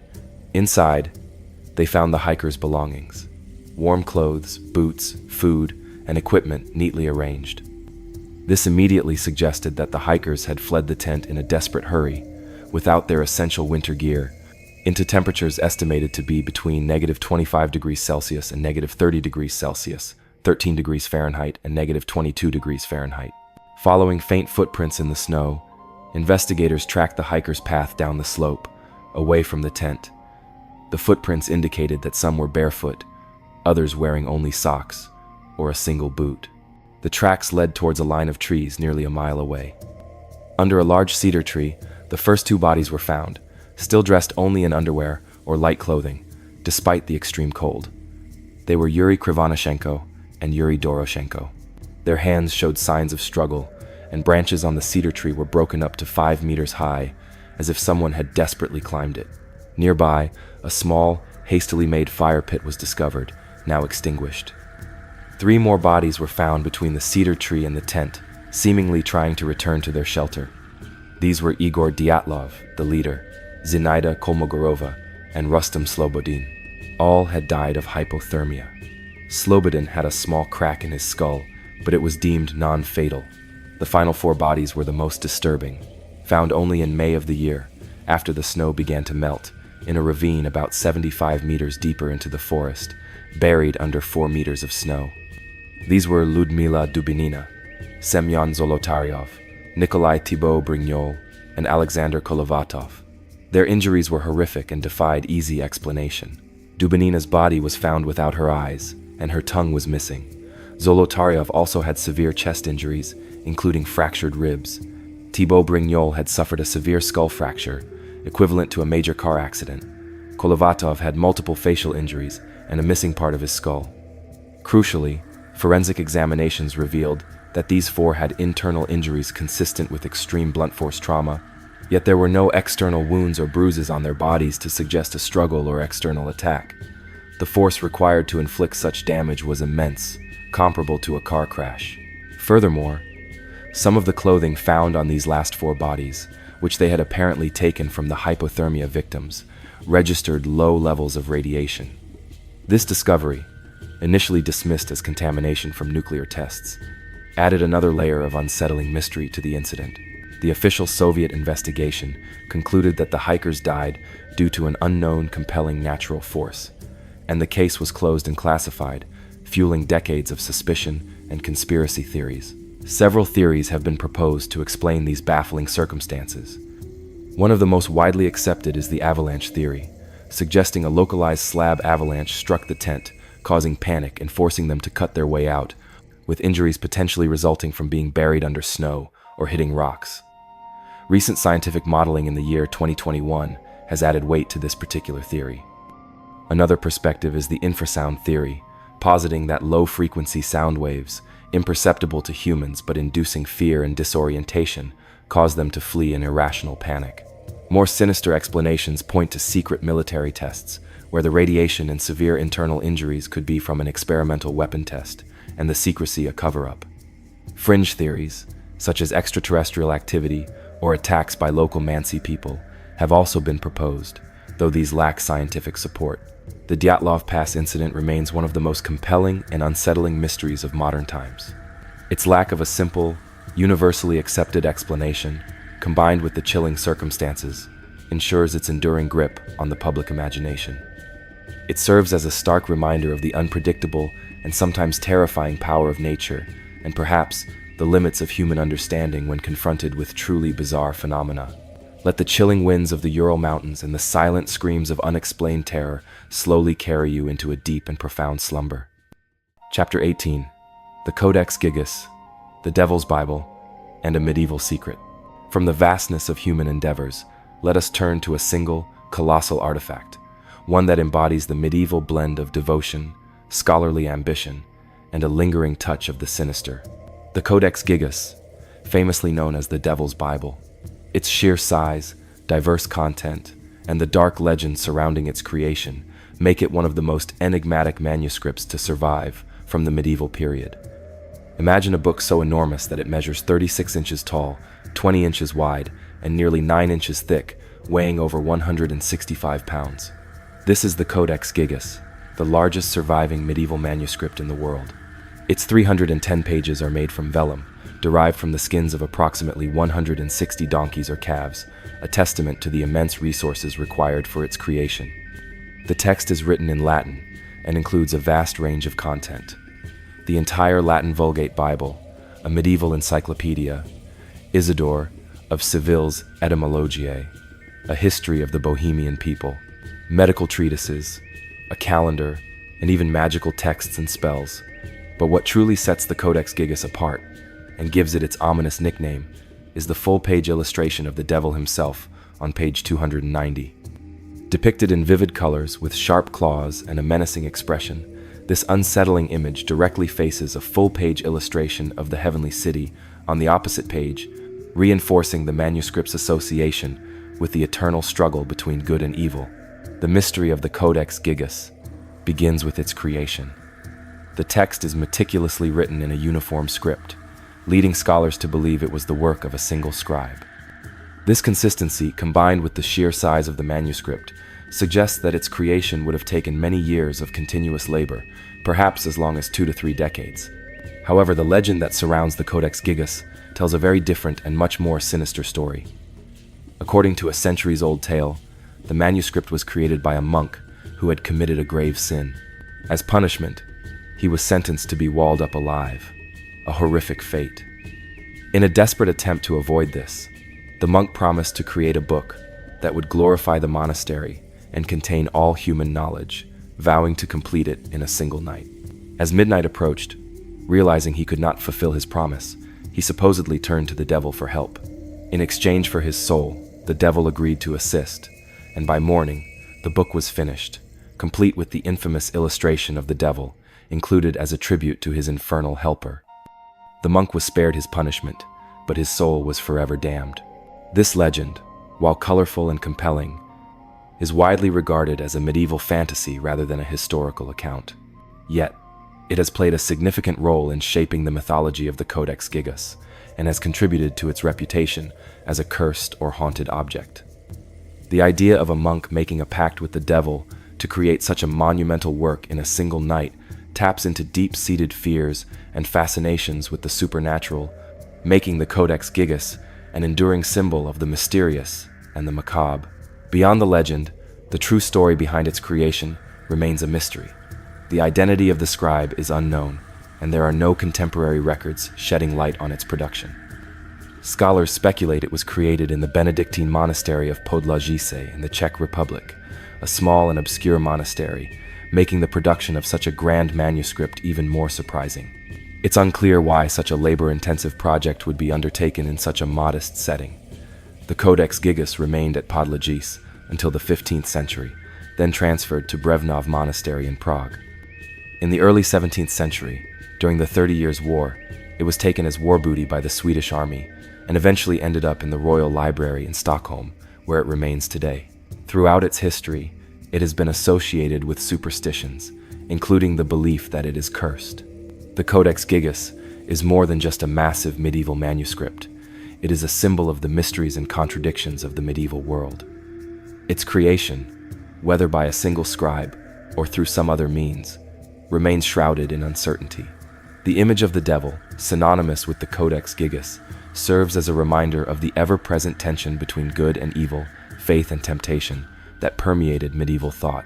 As you drift towards slumber, let the ancient ink and the whispered legend of the Devil's Bible settle gently in your mind, a testament to secrets etched in parchment.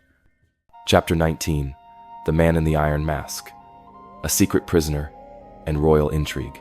From the grand narratives of empires and plagues, we now turn to a more personal, yet equally profound medieval mystery. The enigma of a single prisoner, whose identity was so dangerous, it had to be forever concealed. The legend of the Man in the Iron Mask, held in various French prisons, epitomizes the intrigue and secrecy of royal courts and the lengths to which power would go to bury a truth. Imagine a prisoner, his face never seen, always hidden behind a mask. This is the figure who captivated Europe's imagination for centuries, the infamous man in the iron mask. Held in various French prisons during the reign of King Louis XIV, his true identity has been the subject of speculation and intrigue for over 3 centuries. The story first emerged in the writings of Voltaire, the Enlightenment philosopher, who claimed to have heard rumors from prison officials about a mysterious prisoner in the Bastille. This prisoner was kept in various prisons, including the fortress of Pignerol and the Château de Sainte-Marguerite, always forced to wear a mask. Voltaire claimed the mask was made of iron, though later accounts suggest velvet with iron fastenings. The purpose of the mask, the legend goes, was to ensure no one could recognize the prisoner, whose identity was deemed too dangerous or politically sensitive to be revealed.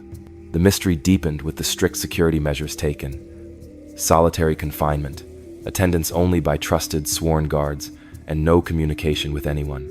Voltaire's writings quickly popularized the story, and the legend grew more elaborate. Some accounts claim the mask was never removed, even for eating or sleeping, and that any guard who saw the prisoner's face would be executed. The prisoner's death in the year 1703, after more than 3 decades of captivity, only added to the enigma. He was buried under the name Marchioli, and all records and possessions associated with him were reportedly destroyed. The mystery of his identity has spawned numerous theories. One of the most famous and widely circulated theories is that the man was the twin brother of King Louis XIV, born minutes after Louis, and allegedly hidden away to prevent political instability caused by 2 legitimate heirs. This theory, popularized by Alexandre Dumas's novel, The Vicomte de Bragelonne, suggests the mask prevented recognition of their resemblance. Another variation suggests he was an illegitimate son of Louis XIII, or XIV, or another close royal relative, whose existence was too politically sensitive.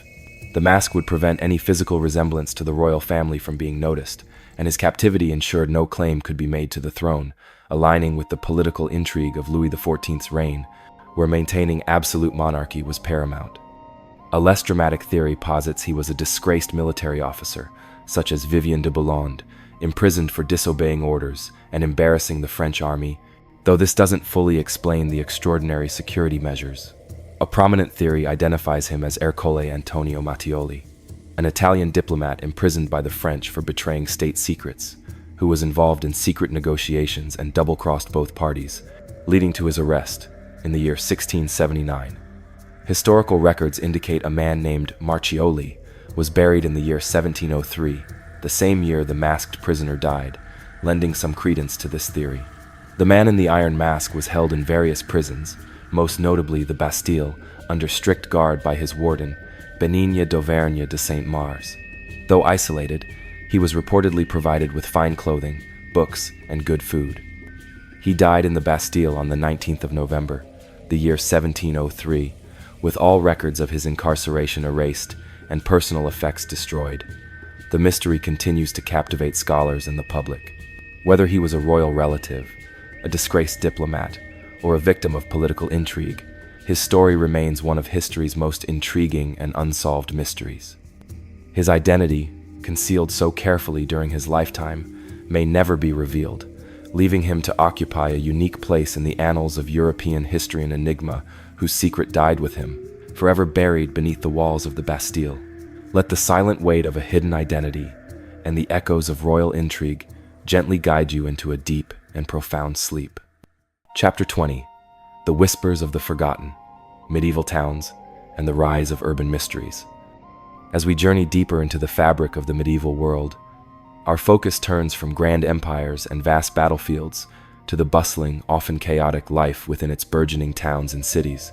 This was an era of incredible urban growth, a magnet for peasants seeking freedom and merchants pursuing prosperity.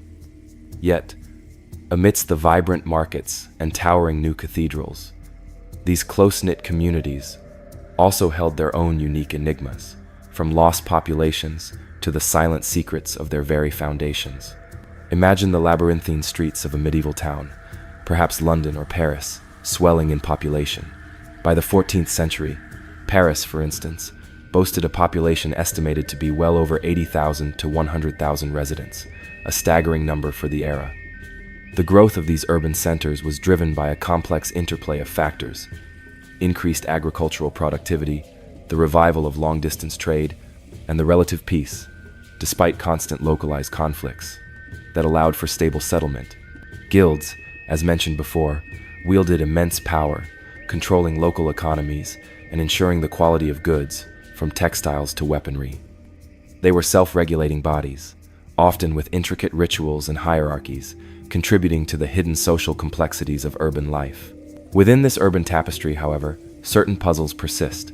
One fascinating and quite literal mystery concerns the deserted medieval villages, DMVs, scattered across Europe. While we previously touched upon some vanishing due to the Black Death, thousands more were abandoned for reasons that remain stubbornly unclear. In England alone, it's estimated that between 2,000 and 3,000 villages were completely deserted during the medieval period, leaving only earthworks and archaeological traces behind. Was it subtle shifts in climate rendering land unfarmable? Unrecorded localized famines that forced populations to relocate? Or perhaps even obscure changes in land ownership and economic policies that simply made life unsustainable in certain locations?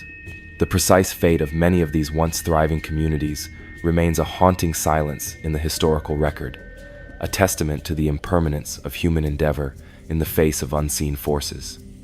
These are not dramatic, singular events, but rather a slow, creeping enigma of societal change and the quiet fading of entire settlements. Another layer of urban mystery lies in the very infrastructure of these towns, their intricate, often concealed sewer systems and waste disposal methods. While rudimentary by modern standards, large cities had complex networks of channels and pits. Yet despite these efforts, sanitation was notoriously poor. How did these dense populations, often living in squalor and facing frequent outbreaks of disease, even before the Black Death, manage to persist and grow for centuries? The exact epidemiological secrets of their survival, beyond sheer resilience, often elude us. Furthermore, consider the hidden passages and secret chambers often incorporated into medieval urban architecture, particularly in castles and large manor houses. These were not always for defense. Some were designed for clandestine meetings, the movement of valuables, or even for escape.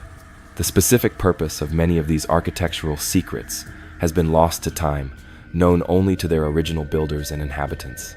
As the murmurs of ancient marketplaces and the quiet echoes of vanished populations drift into the night, allow the mysteries of medieval urban life to gently lull you towards a deep and peaceful slumber.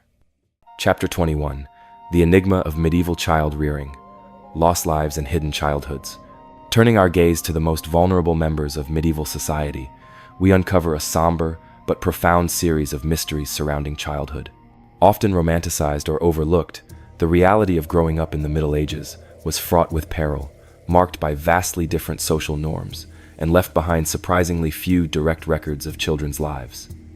This makes their experiences, their beliefs, and their ultimate fates an enduring enigma, a silent chapter in history, whispered only through archaeological discoveries and fragmented texts.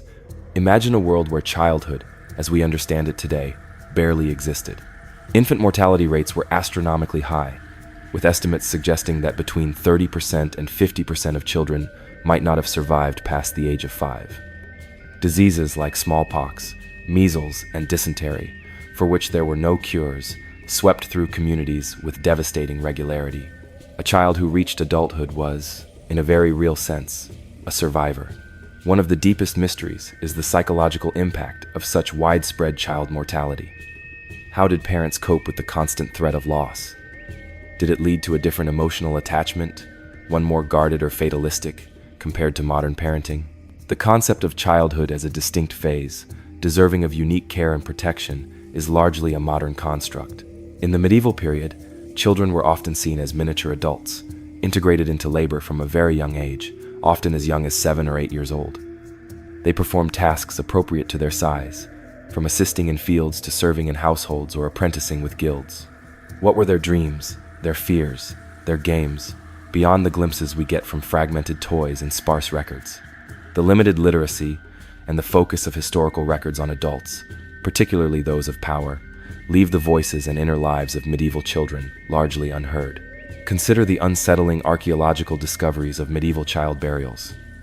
While many infants were buried in unconsecrated ground or in mass graves during times of plague, The discovery of isolated child burials, sometimes with grave goods or in unusual positions, hints at specific, often unrecorded, cultural practices or individual tragedies. Were these victims of infanticide, secret illnesses, or perhaps children who simply vanished without a trace, their small lives erased from the collective memory except for their skeletal remains? The precise circumstances surrounding many of these discoveries remain profoundly mysterious, offering only tantalizing glimpses into the short, brutal, and often silent lives of medieval children.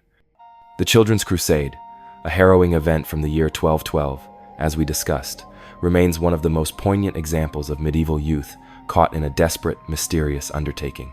The precise numbers involved and the full extent of the suffering are debated, but the narrative serves as a stark reminder of the vulnerability of children and the power of collective, often tragic, belief. As the quiet echoes of tiny footsteps from a bygone era softly fade, allow the untold stories and hidden realities of medieval childhood to gently guide you into a profound and peaceful sleep. Chapter 22: The Lost Languages and Unspoken Tongues, Decoding Medieval Communication. Enigmas. As history unfolds, so too do the myriad ways in which humanity communicates. The medieval period, while largely dominated by Latin in formal contexts, was a rich tapestry of evolving languages, dialects, and often lost or unwritten forms of communication.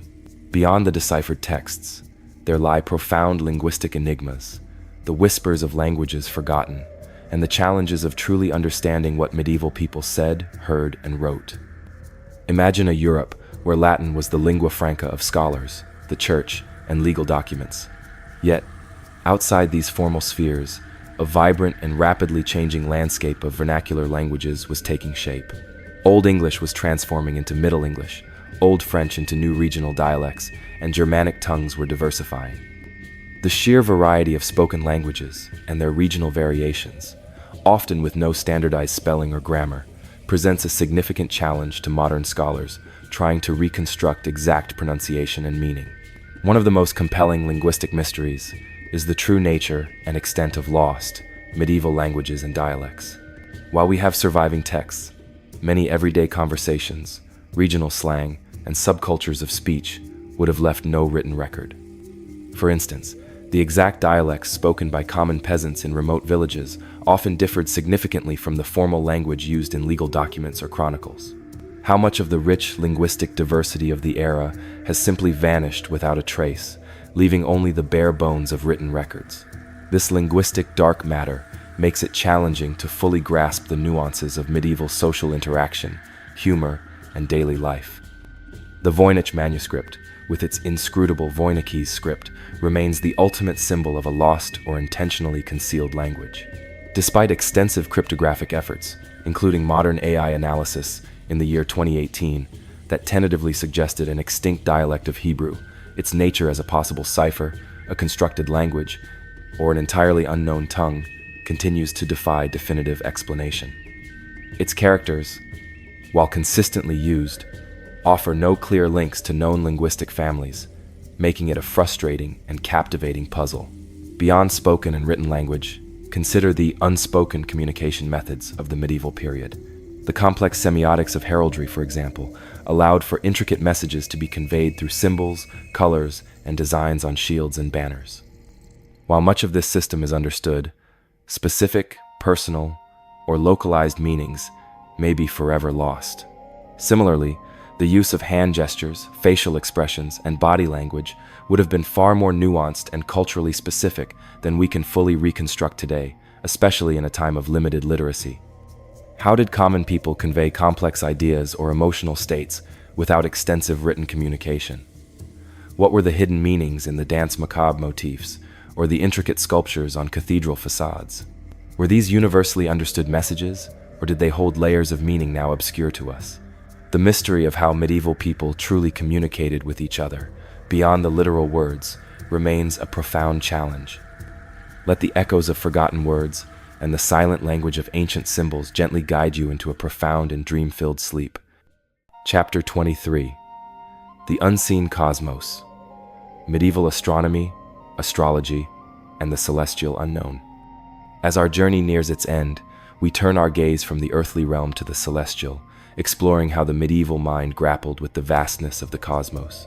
For centuries, the night sky was not just a source of wonder, but a profound book of secrets, believed to hold prophecies, influence human destiny, and reveal divine order. While modern science has unveiled many of its truths, the medieval understanding of the heavens, a blend of observation, ancient knowledge, and fervent belief, held its own unique and often profound enigmas. Imagine a world illuminated only by fire and moonlight, where the stars shone with an intensity unimaginable today.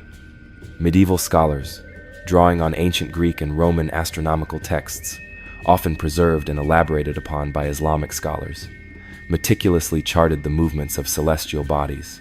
They believed in a geocentric universe, with Earth at its center, surrounded by concentric spheres carrying the moon, sun, planets, and fixed stars. This was not merely an astronomical model, but a theological one, reflecting the divine hierarchy of creation. One enduring mystery lies in the precise level of astronomical sophistication achieved, especially before the widespread adoption of instruments like the astrolabe. While the Antikythera mechanism, dating to approximately the year 100 BC, reveals an astonishingly advanced understanding of celestial mechanics, the transmission of such knowledge through the intervening Dark Ages is fragmented. How much of this highly specialized Greek knowledge was truly understood or applied in Western Europe during the early medieval period?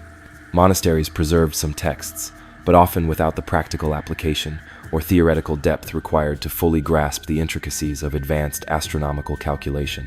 The very existence of such a device forces us to question the extent of lost technological and scientific knowledge from antiquity. Furthermore, the lines between astronomy and astrology were virtually non-existent in the medieval period. The belief that celestial movements directly influenced human affairs, from health and personality to the outcomes of battles and harvests, was pervasive. Kings consulted astrologers, and physicians used astrological charts to guide treatments. The mystery here is less about the stars themselves, and more about the psychological and societal impact of this deeply ingrained belief. How did the perceived influence of the cosmos shape individual choices, political decisions, and collective anxieties? While we now understand the scientific fallacies of astrology, the medieval mind found genuine patterns and meaning in the stars, creating a system of belief that dictated much of their lives. What were the unspoken celestial omens that guided their daily existence? The comets that swept through the sky, like Halley's Comet, recorded several times during the medieval period, e.g., in the year 1066, famously depicted on the Bayeux Tapestry, influencing the Norman conquest, were seen as powerful omens, not just astronomical phenomena. Their appearance often caused widespread fear and speculation, highlighting the profound impact of the celestial unknown. Finally, consider the mysterious concept of celestial music, or the music of the spheres. Rooted in ancient Greek philosophy and perpetuated throughout the Middle Ages, this belief held that the planets, as they moved through their orbits, created a harmonious, inaudible sound. While a philosophical and mathematical concept, rather than a literal observation, it speaks to a profound medieval desire to find order, beauty, and divine purpose in the cosmos. It's a mystery of aesthetic and spiritual interpretation, reflecting a worldview where every aspect of creation was intricately connected and imbued with meaning. As the quiet echoes of distant stars and the gentle hum of forgotten celestial music guide you, allow your mind to drift into a deep and tranquil rest, cradled by the enduring mysteries of the medieval cosmos. Chapter 24, Rupkund Lake, the enigma of India's skeleton lake and its medieval secret. As our journey through the medieval world draws to a close, we encounter a chilling, yet profoundly intriguing, mystery that reveals a moment of medieval human tragedy preserved by nature itself. High in the Indian Himalayas, a remote glacial lake holds a silent, gruesome secret, a testament to a sudden catastrophe from centuries past. Imagine an altitude of over 16,000 feet, where a small glacial body of water known as Rupkund Lake lies, often called Skeleton Lake. This is where hundreds of ancient human skeletons were discovered, lying beneath its icy waters and strewn along its shores. Dating back to the 9th century, these remains have fascinated and perplexed scientists and historians for decades. The origins of these skeletons and the cause of their death remain one of the great unsolved mysteries of the ancient world. Theories surrounding the site range from a deadly hailstorm to ritualistic sacrifice, with each hypothesis adding to the intrigue of this haunting place. Rupkund Lake is a remote and desolate location in the Garhwal region of Uttarakhand, India, accessible only by a challenging trek. The lake is frozen for most of the year, but during the brief summer months when the ice melts, a gruesome sight is revealed. Hundreds of human skeletons, bones, and remains scattered around the lake's edge and submerged beneath its shallow water. The skeletons first gained widespread attention in the year 1942. Initial rumors suggested they were Japanese soldiers from World War II, but radiocarbon dating quickly debunked this, placing the remains at around the 9th century AD. This dating firmly places the tragedy within our medieval period. The sheer number of people dying in such a remote and inhospitable location raised numerous questions about who they were, where they came from, and what brought them there. Several theories have been proposed to unravel this enigma. One of the most widely accepted is that the victims succumbed to a sudden and violent hailstorm. Unique blunt force trauma injuries on many skulls and bones are consistent with the impact of large, hard objects, like hailstones, as large as cricket balls. This theory finds support in local folklore, which tells of pilgrims struck down by the wrath of a Himalayan goddess for disrespecting sacred land, unleashing a deadly hailstorm. Another compelling idea suggests a religious pilgrimage or ritualistic journey. The discovery of artifacts like jewelry, leather shoes, and wooden items near the lake indicates the group may have been on a sacred or ceremonial mission. The Himalayas are sacred in Hindu tradition, and Rupkund is part of the Nanda Devi Rajjat pilgrimage. The presence of women and children among the remains further suggests a communal spiritual event rather than a military expedition. Less popular theories suggest warfare, a failed military expedition, or traders caught in a disaster.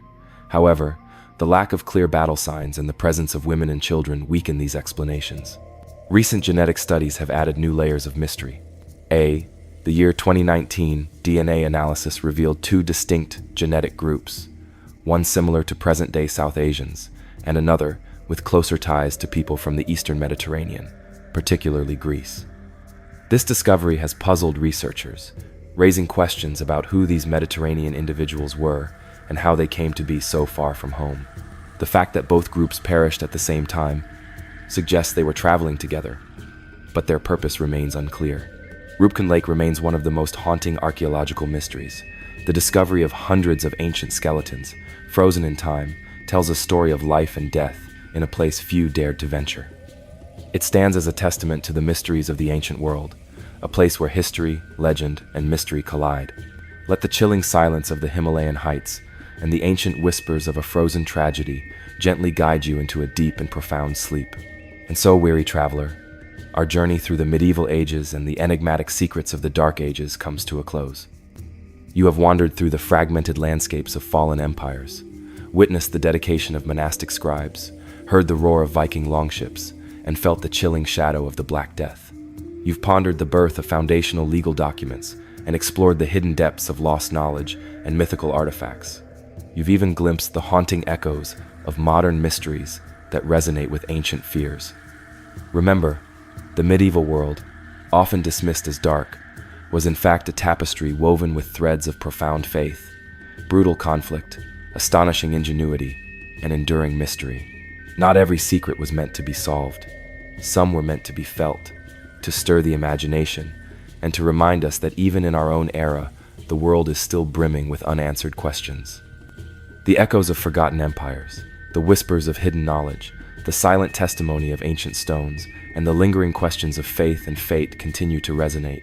They remind us that our understanding of the past is always evolving, always open to new evidence, and always subject to the boundless possibilities of the unknown. So now, close your eyes. Let the whispers of these ancient secrets wrap around you like a soft, comforting blanket. Let your breath deepen, your mind grow still, and your heart find its rest. You are safe. You are cradled by centuries of stories. You are part of this great human journey, and tonight you can rest in the knowledge that wonder never ends. Good night, dear dreamer. May your sleep be deep, your dreams be kind, and may the mysteries of the world keep you gently company